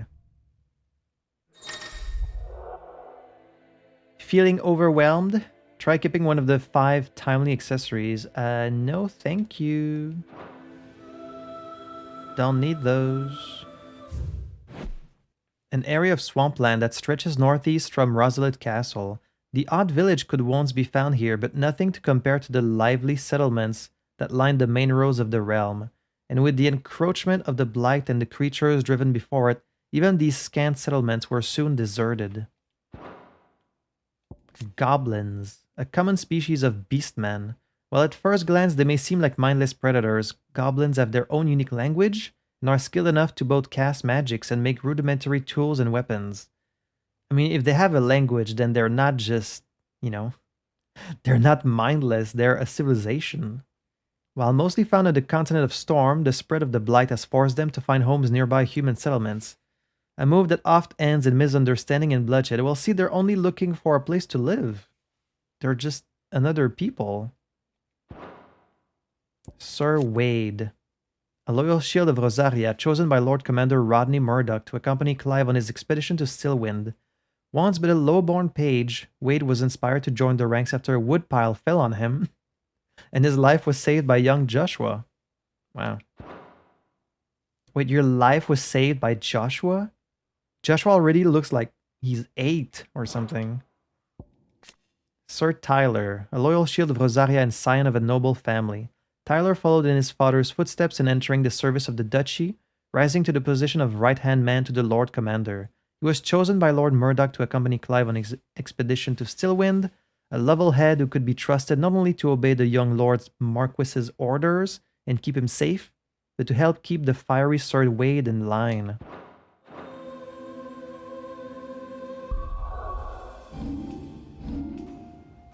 I guess I'll only read the quest summary after we finish them, just in case they kind of spoil what's about to happen.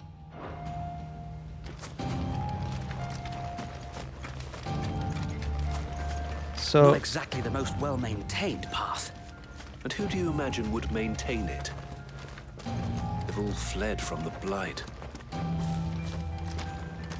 Nice music. So how is combat gonna work? Is it random encounters? Are they like in set places? It's hard to believe that anyone used to live here. The old village of Stillwind is ahead. Not that there's a lot left of it.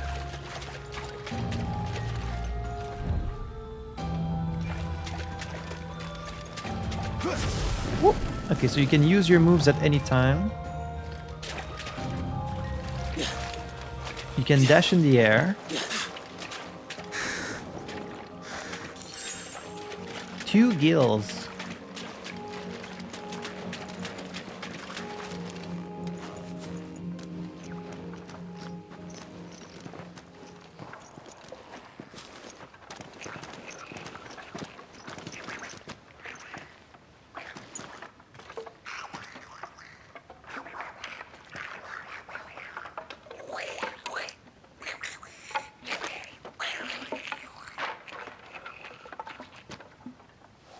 So we're just going to attack goblins that have not attacked us. I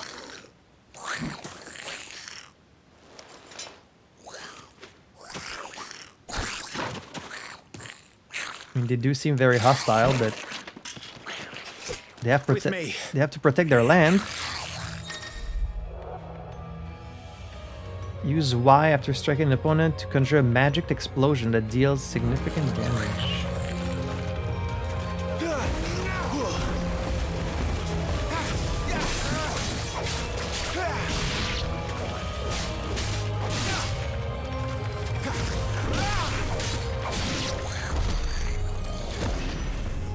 Goblins.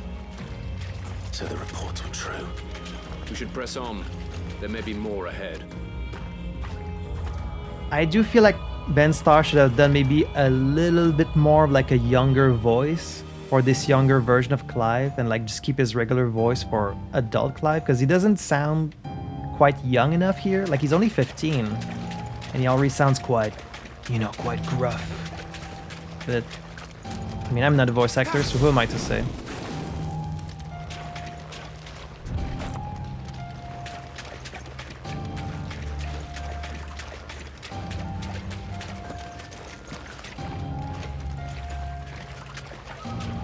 it's gonna take me a while to get used to these controls because they're like a little different from Sekiro.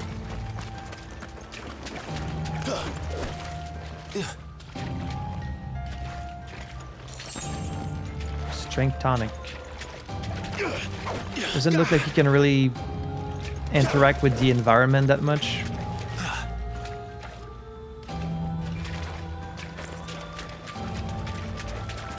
Welcome to Stillwind. Have care, my lord. There's more. So how do you switch target?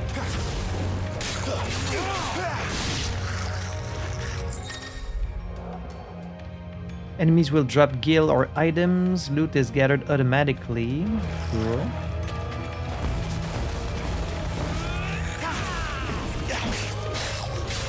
Level 5 Goblin Mugger. Just as an opponent attacks to parry the strike. Okay.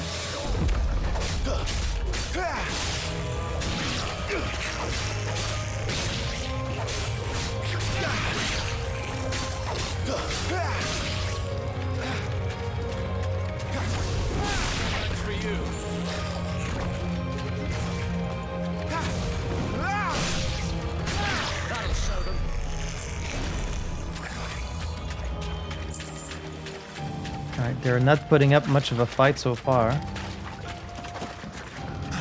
Still gonna try and explore every little corner, just in case there's any items.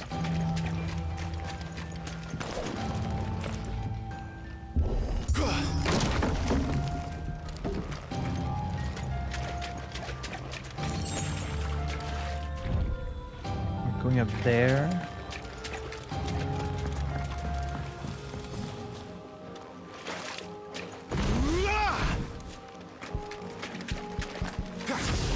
Like, this ability is not on a cooldown, you can just use it as much as you want.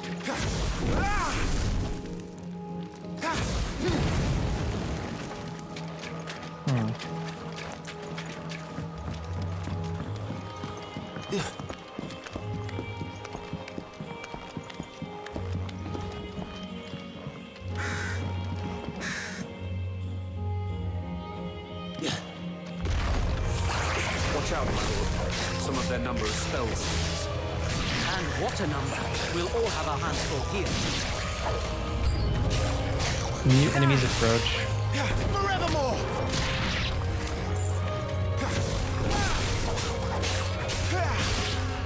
Okay, you can kind of see the other enemies on the side of the screen. I like that.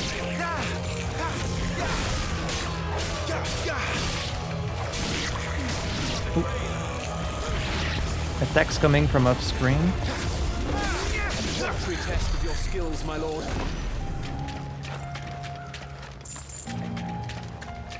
I mean, at least so far the combat is quite simplistic. There's only one button to attack. Like, I think maybe eventually you'll get maybe a heavy attack. Maybe not. Okay, so melee attack is just one button. Can I, like, reconfigure that? You do have a limit break eventually. Like, if I could customize it so it's closer to Sekiro, that would help me, just because I just played Sekiro. I mean, I'll get used to it. I just need to spend more time with it.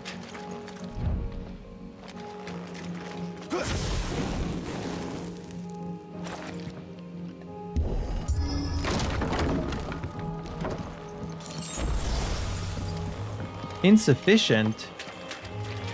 Oh. So you have like very little space for items, actually. Oh, because you have a, okay, you can only hold 4 of each. So if you don't have enough space, it just uses it automatically. I guess that's fine. They could just leave it on the ground, but I guess because we're not really gonna be revisiting these areas much, it's not really worth it, so they might as well just consume it automatically.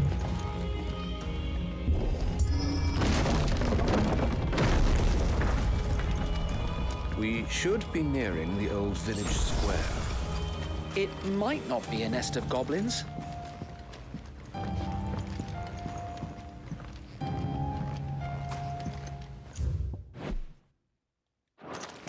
Now we have a picture for the goblins. They didn't spoil what they look like in the lore thing. I appreciate that. They waited until we actually saw one.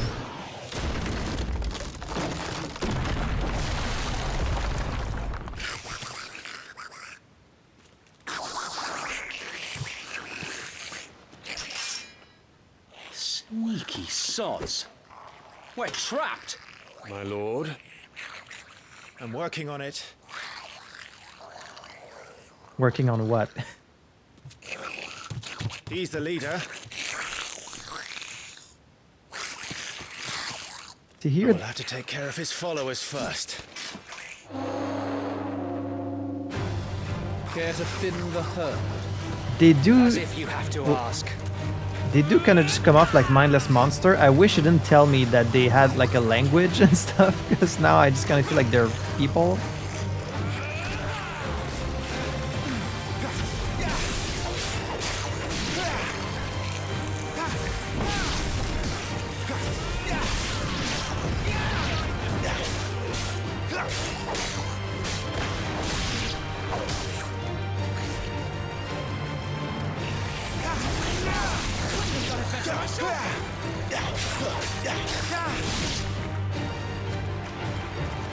And there was one.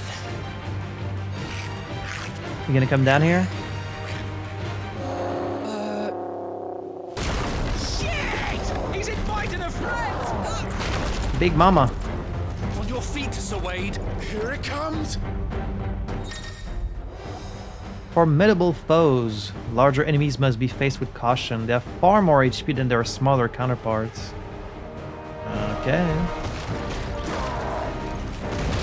Founder, that's a swing and a half. Be ready to move when it winds up for another. You don't have to tell me twice.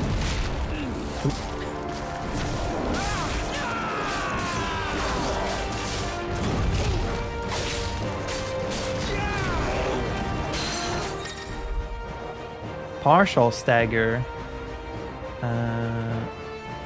Okay.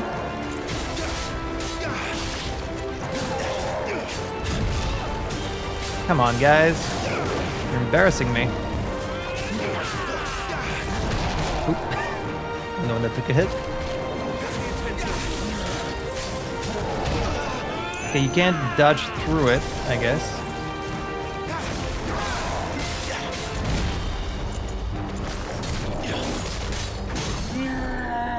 A Gygus. Hitting them while they're down. Completely reduced. Shh. Okay. Hitting them while they're down. Okay.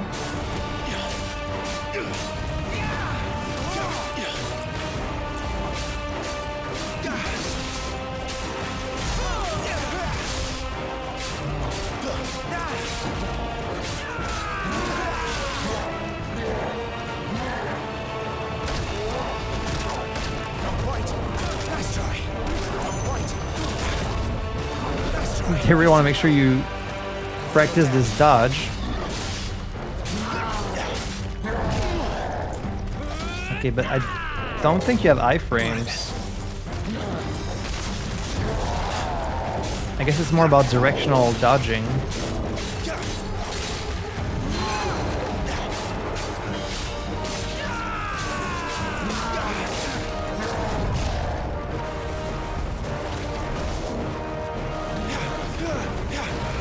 Still, flame attack is very weak, but I mean, you can attack from far away, so.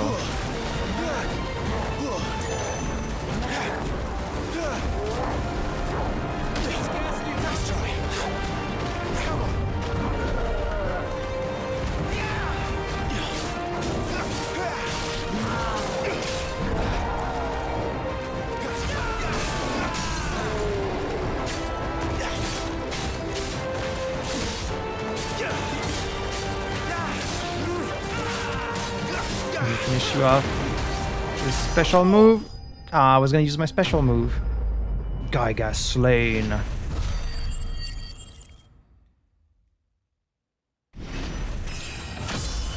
Level up. Okay, and it's set stat increase on level up. hard leather armlets.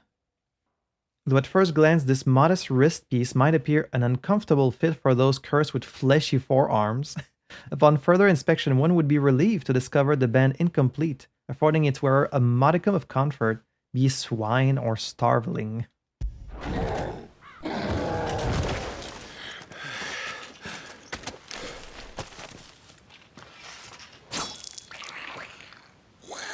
Okay, wait, there's more. Come back and fight, you coward! After him, before he summons the rest. Just telling you about gear and abilities.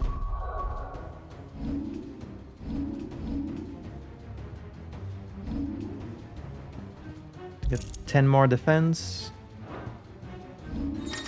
Ooh, abilities. Okay. So you get like a bunch of different moves. And of course they show you adult Clive. Okay, so jump is mastered. And then some of them are only learned, but you can still upgrade them.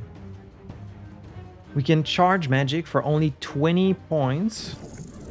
Sure, let's get that. Immediate recover for only 10 again. Sure, let's get that. So like a little dash attack, we can get that too. You can do a charged attack, we'll get that too. I guess that's fine for now. Alright, let's keep going.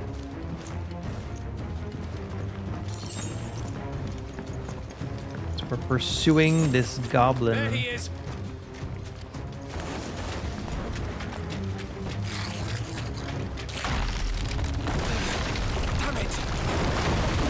We'll have to go around. Or over.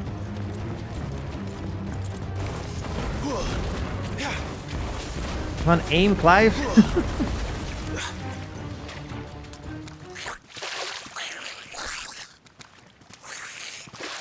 This poor thing just running for its life. This ends now. It's like harmless and we're just gonna kill it. It's got a little pinch. A little beard.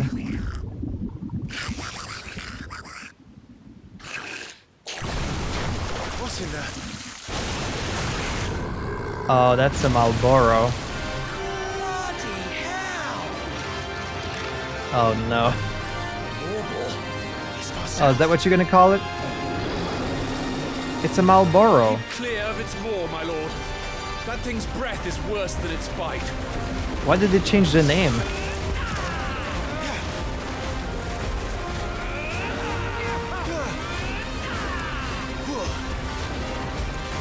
So I can charge it, but it does the same amount of damage even when I charge it.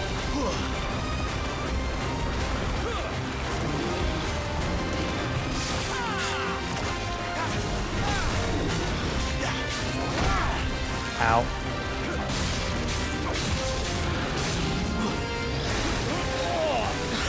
That reeks! I said stay away from its mouth!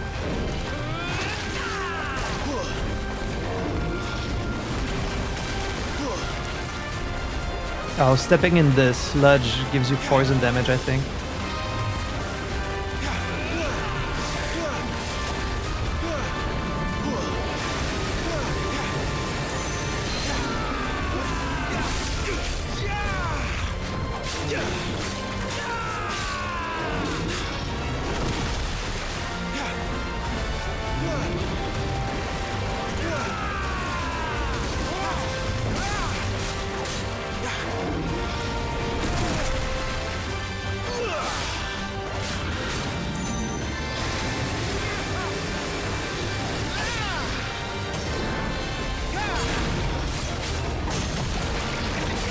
Staggered.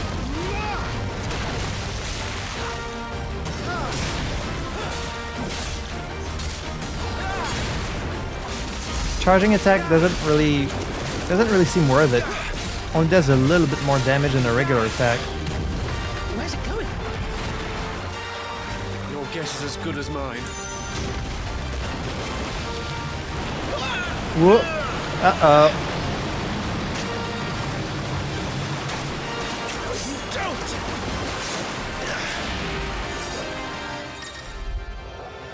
Cinematic strike. When the screen flashes blue, press X before time runs out. Okay. That's a very generous timing.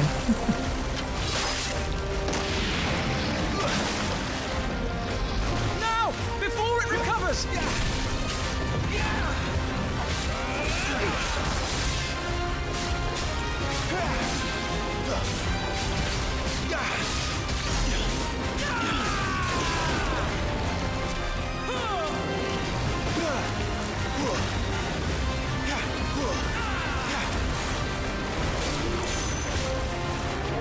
Did not think I'd be fighting a Malboro this early. They're usually kind of a late enemy.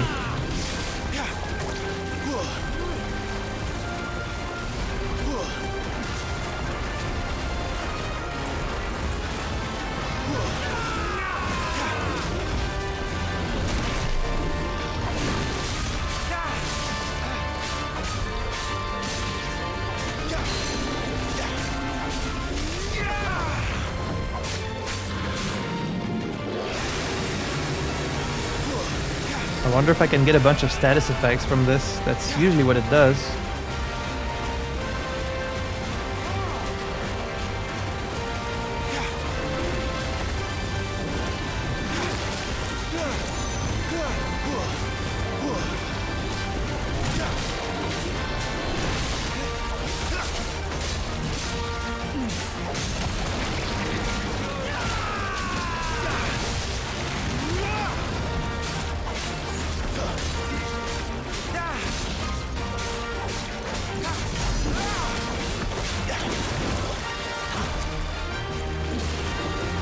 Got a lot of health. Won't be gone for long.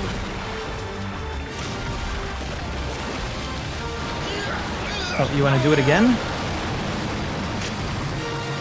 Didn't learn your lesson the first time? Oh, cinematic evasion. So now we're evading. Oh, quick time events. Now for the final push, my lord.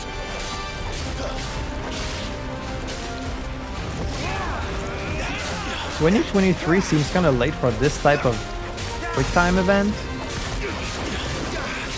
but maybe they'll get more challenging as the game goes.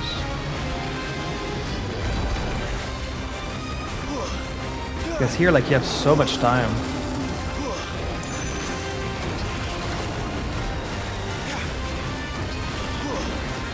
I think we've made it angry. I'd rather we made it die.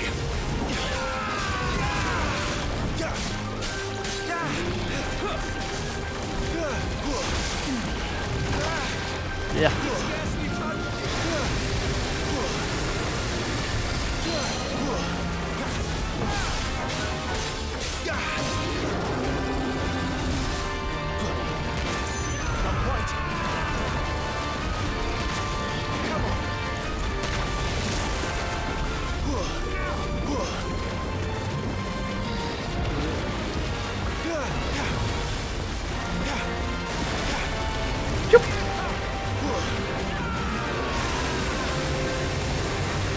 I haven't really noticed if they do any special attacks. They seem to just mostly wail on it.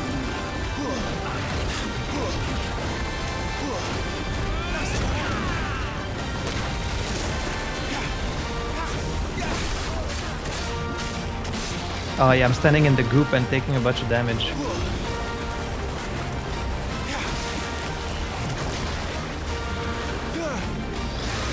Whoa, the range on this. You also don't see your allies' health, so I guess they're probably invincible.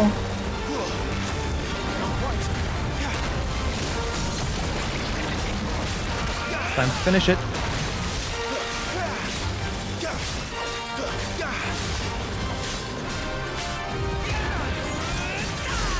Oh, come on, it's almost dead. There we go.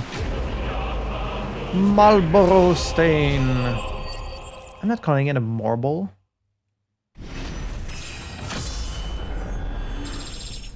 Level up.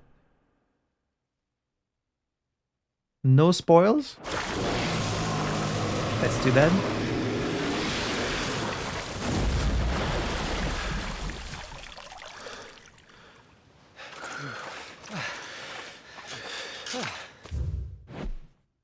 No information on the Marlboro. My lord. Thanks. How about a little drink? Never thought I'd see it. After our victory. Not just goblins in Rosaria, but morbals too. I'll petition His Grace to send a detachment.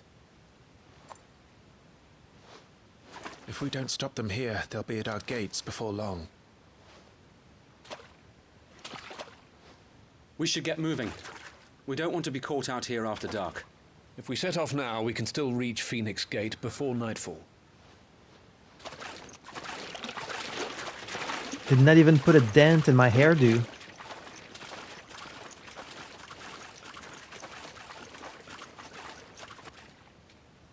What is it? Damned blight.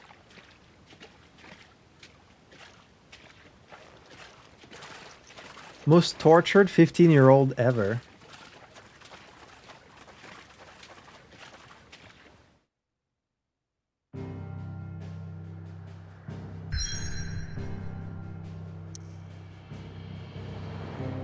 Strangely, you don't have access to your main menu from this map, which you would think is kind of like the whole point of showing you this map.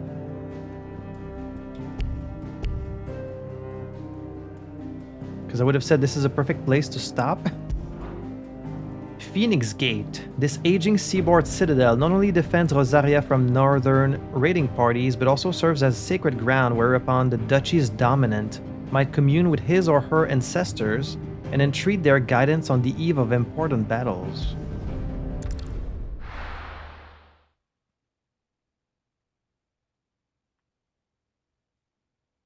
Good old concept art loadings.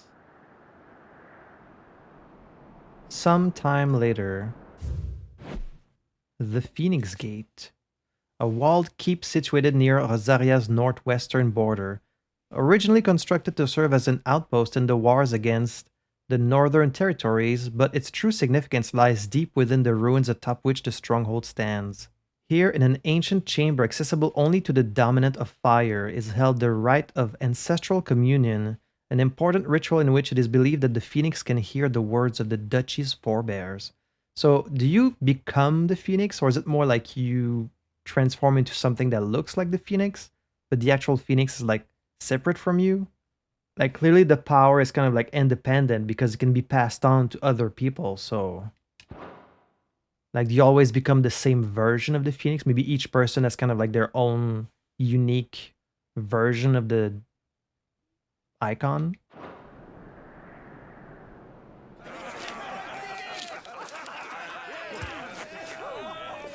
Suddenly, thousands of red eyes. No, wait till you hear this. Wait till you hear this. His lordship draws his sword.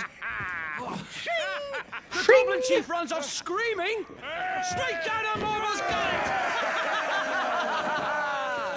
Not exactly what happened, but makes for a better tale, sure. Drink and be merry, boys! Good work on the morrow. Must be gratifying to see your student making such a name for himself. The young lord has a bright future ahead of him. Aye, and one of these nights he may even deign to join us. Yeah, where is he? The Ducal Army. The loyal soldiery of the Duchy of Rosaria. They serve under the standing army's Lord Commander, whose task it is to enact the will of their sovereign, the Archduke. Those who show sufficient aptitude or who are blessed with sufficient nobility of birth are made shields, personal retainers to the Archduke himself. While the game does look pretty good and like I love the costumes and such, the faces all look very, very similar. Like all these NPCs kind of look the same.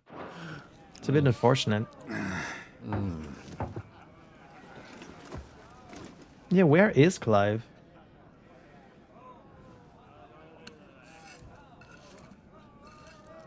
And what, you don't like carrots? Is that it? Does it look more like strawberries?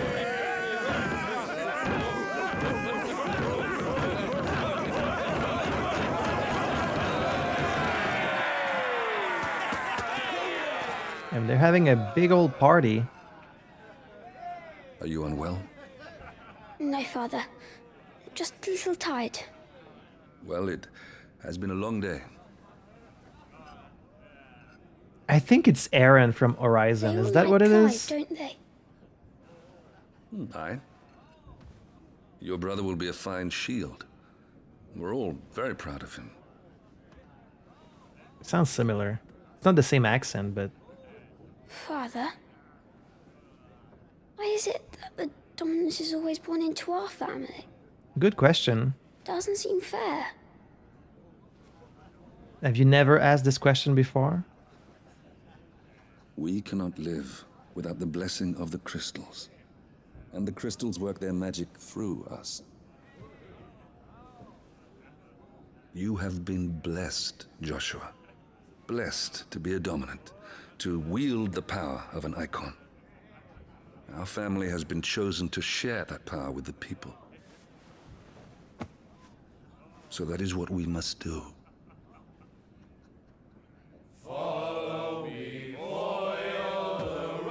Is his sickness related to the fact that he is a dominant, or is that just irrelevant?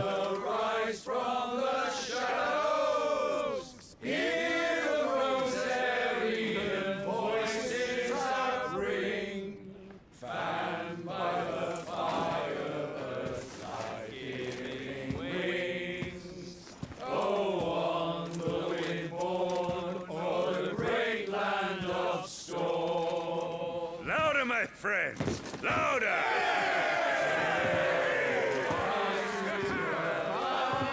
Dancing with your soldiers.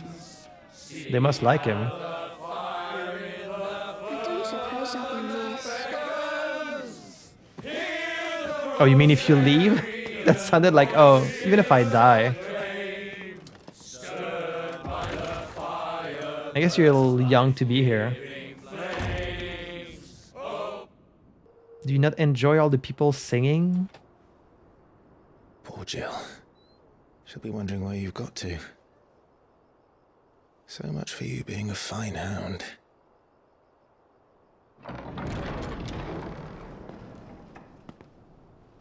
This place looks similar to where we fought in the intro. So this is where you've been hiding. What are you doing out here? I didn't see you at the feast. Feasts are the only time shields are allowed to take their ease, and I've never really been one for cakes and ale. It's the vegetables I don't like.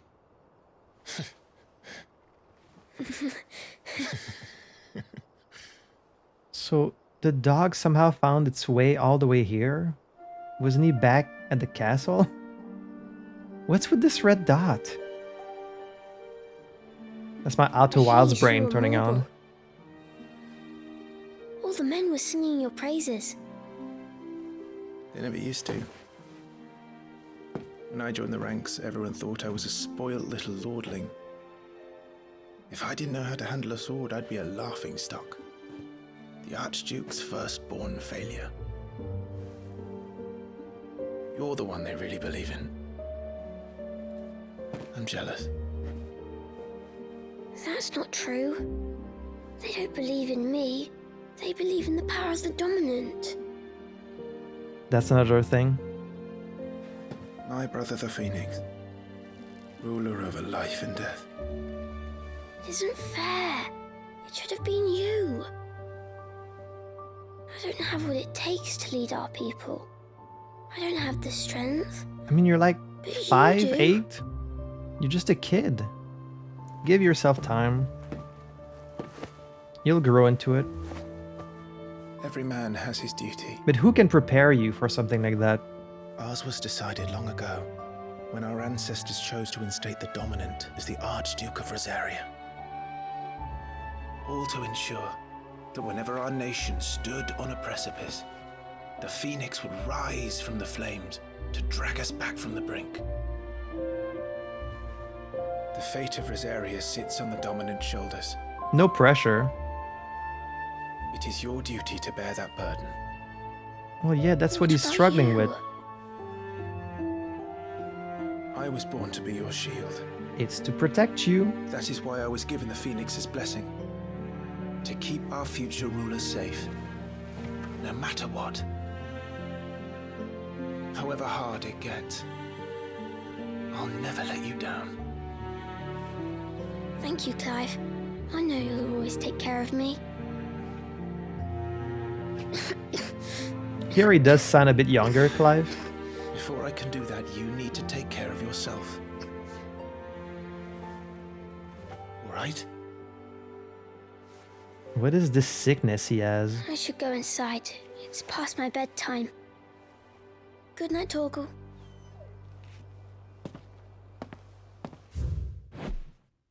Like, whether you're dominant or not, I feel like it's totally normal to feel this weight when all this expectation is placed upon you. As long as you're kind of like normal and raised to be like a, you know, a stable, rational human being. But say you were the son of like the kings of all. It's like you're told from the moment you were born, you're like, it's going to be your duty to lead this whole nation someday, to be the king, to be God's chosen, like whatever you want to call it.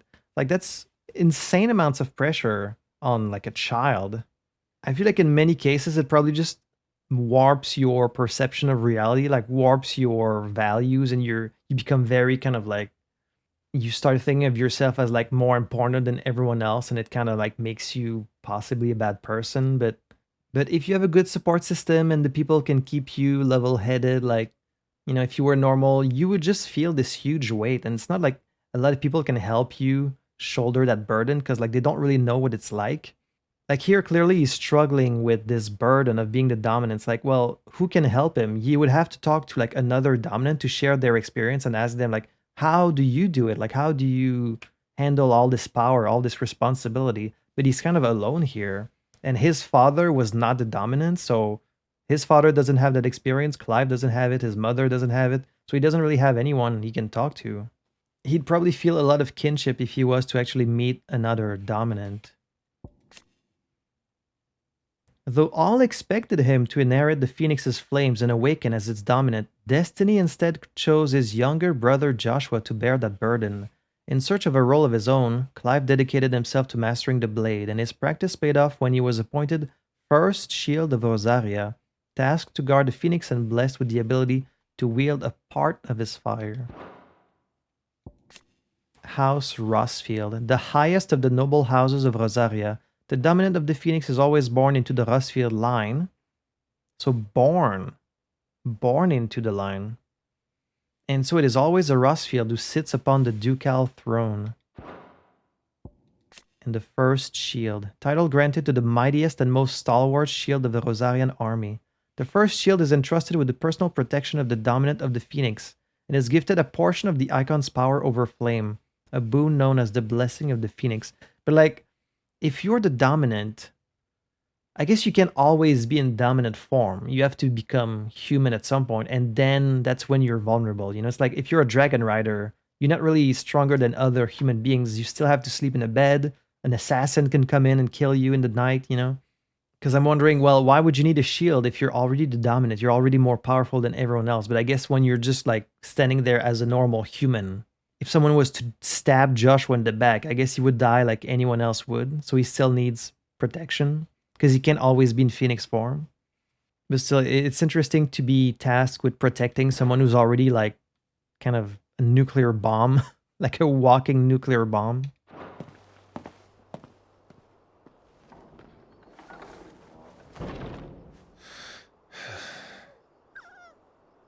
Adorable little puppy.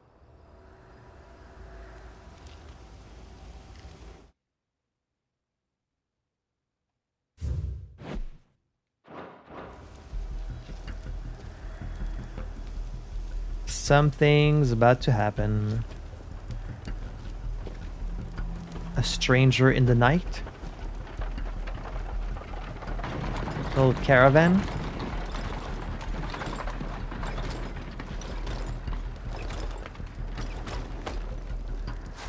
Supplies from the capital. Is that so?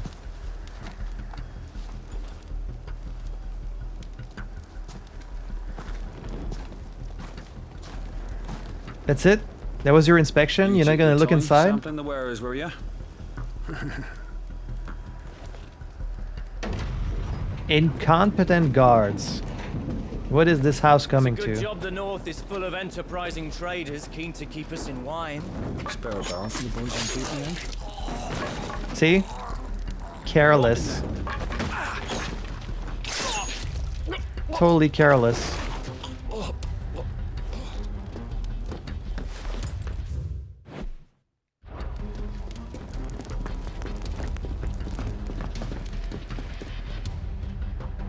Lousy guards. I'm guessing they're here to kill Joshua? Or to kill the Archduke?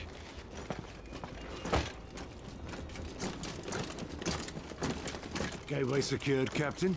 We proceed as planned. Are these the Iron Kingdom? Not a lot of moments for me to stop and save.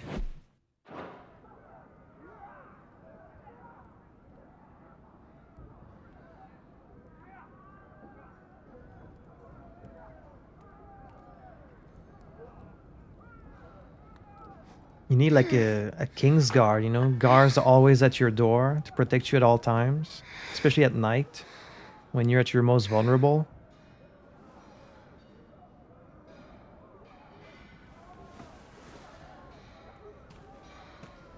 But if you're the dominant, like, do you just choose when to use your powers? Or like, do you have to wait for the Archduke to instruct you to use it? Like,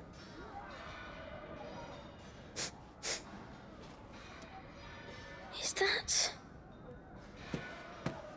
blood? Death?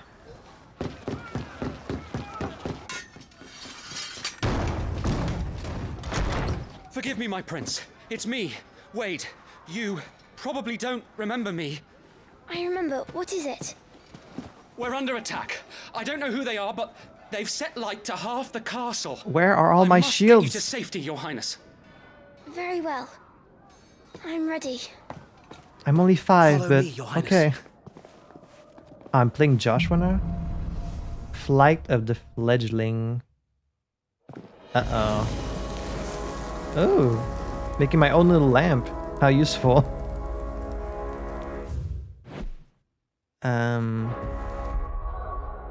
Oh, so we're gonna be playing different characters. You know what? Maybe that Ifrit in the opening, we were playing as Joshua against someone else. Maybe it wasn't Clive. Maybe it was someone else who has Ifrit.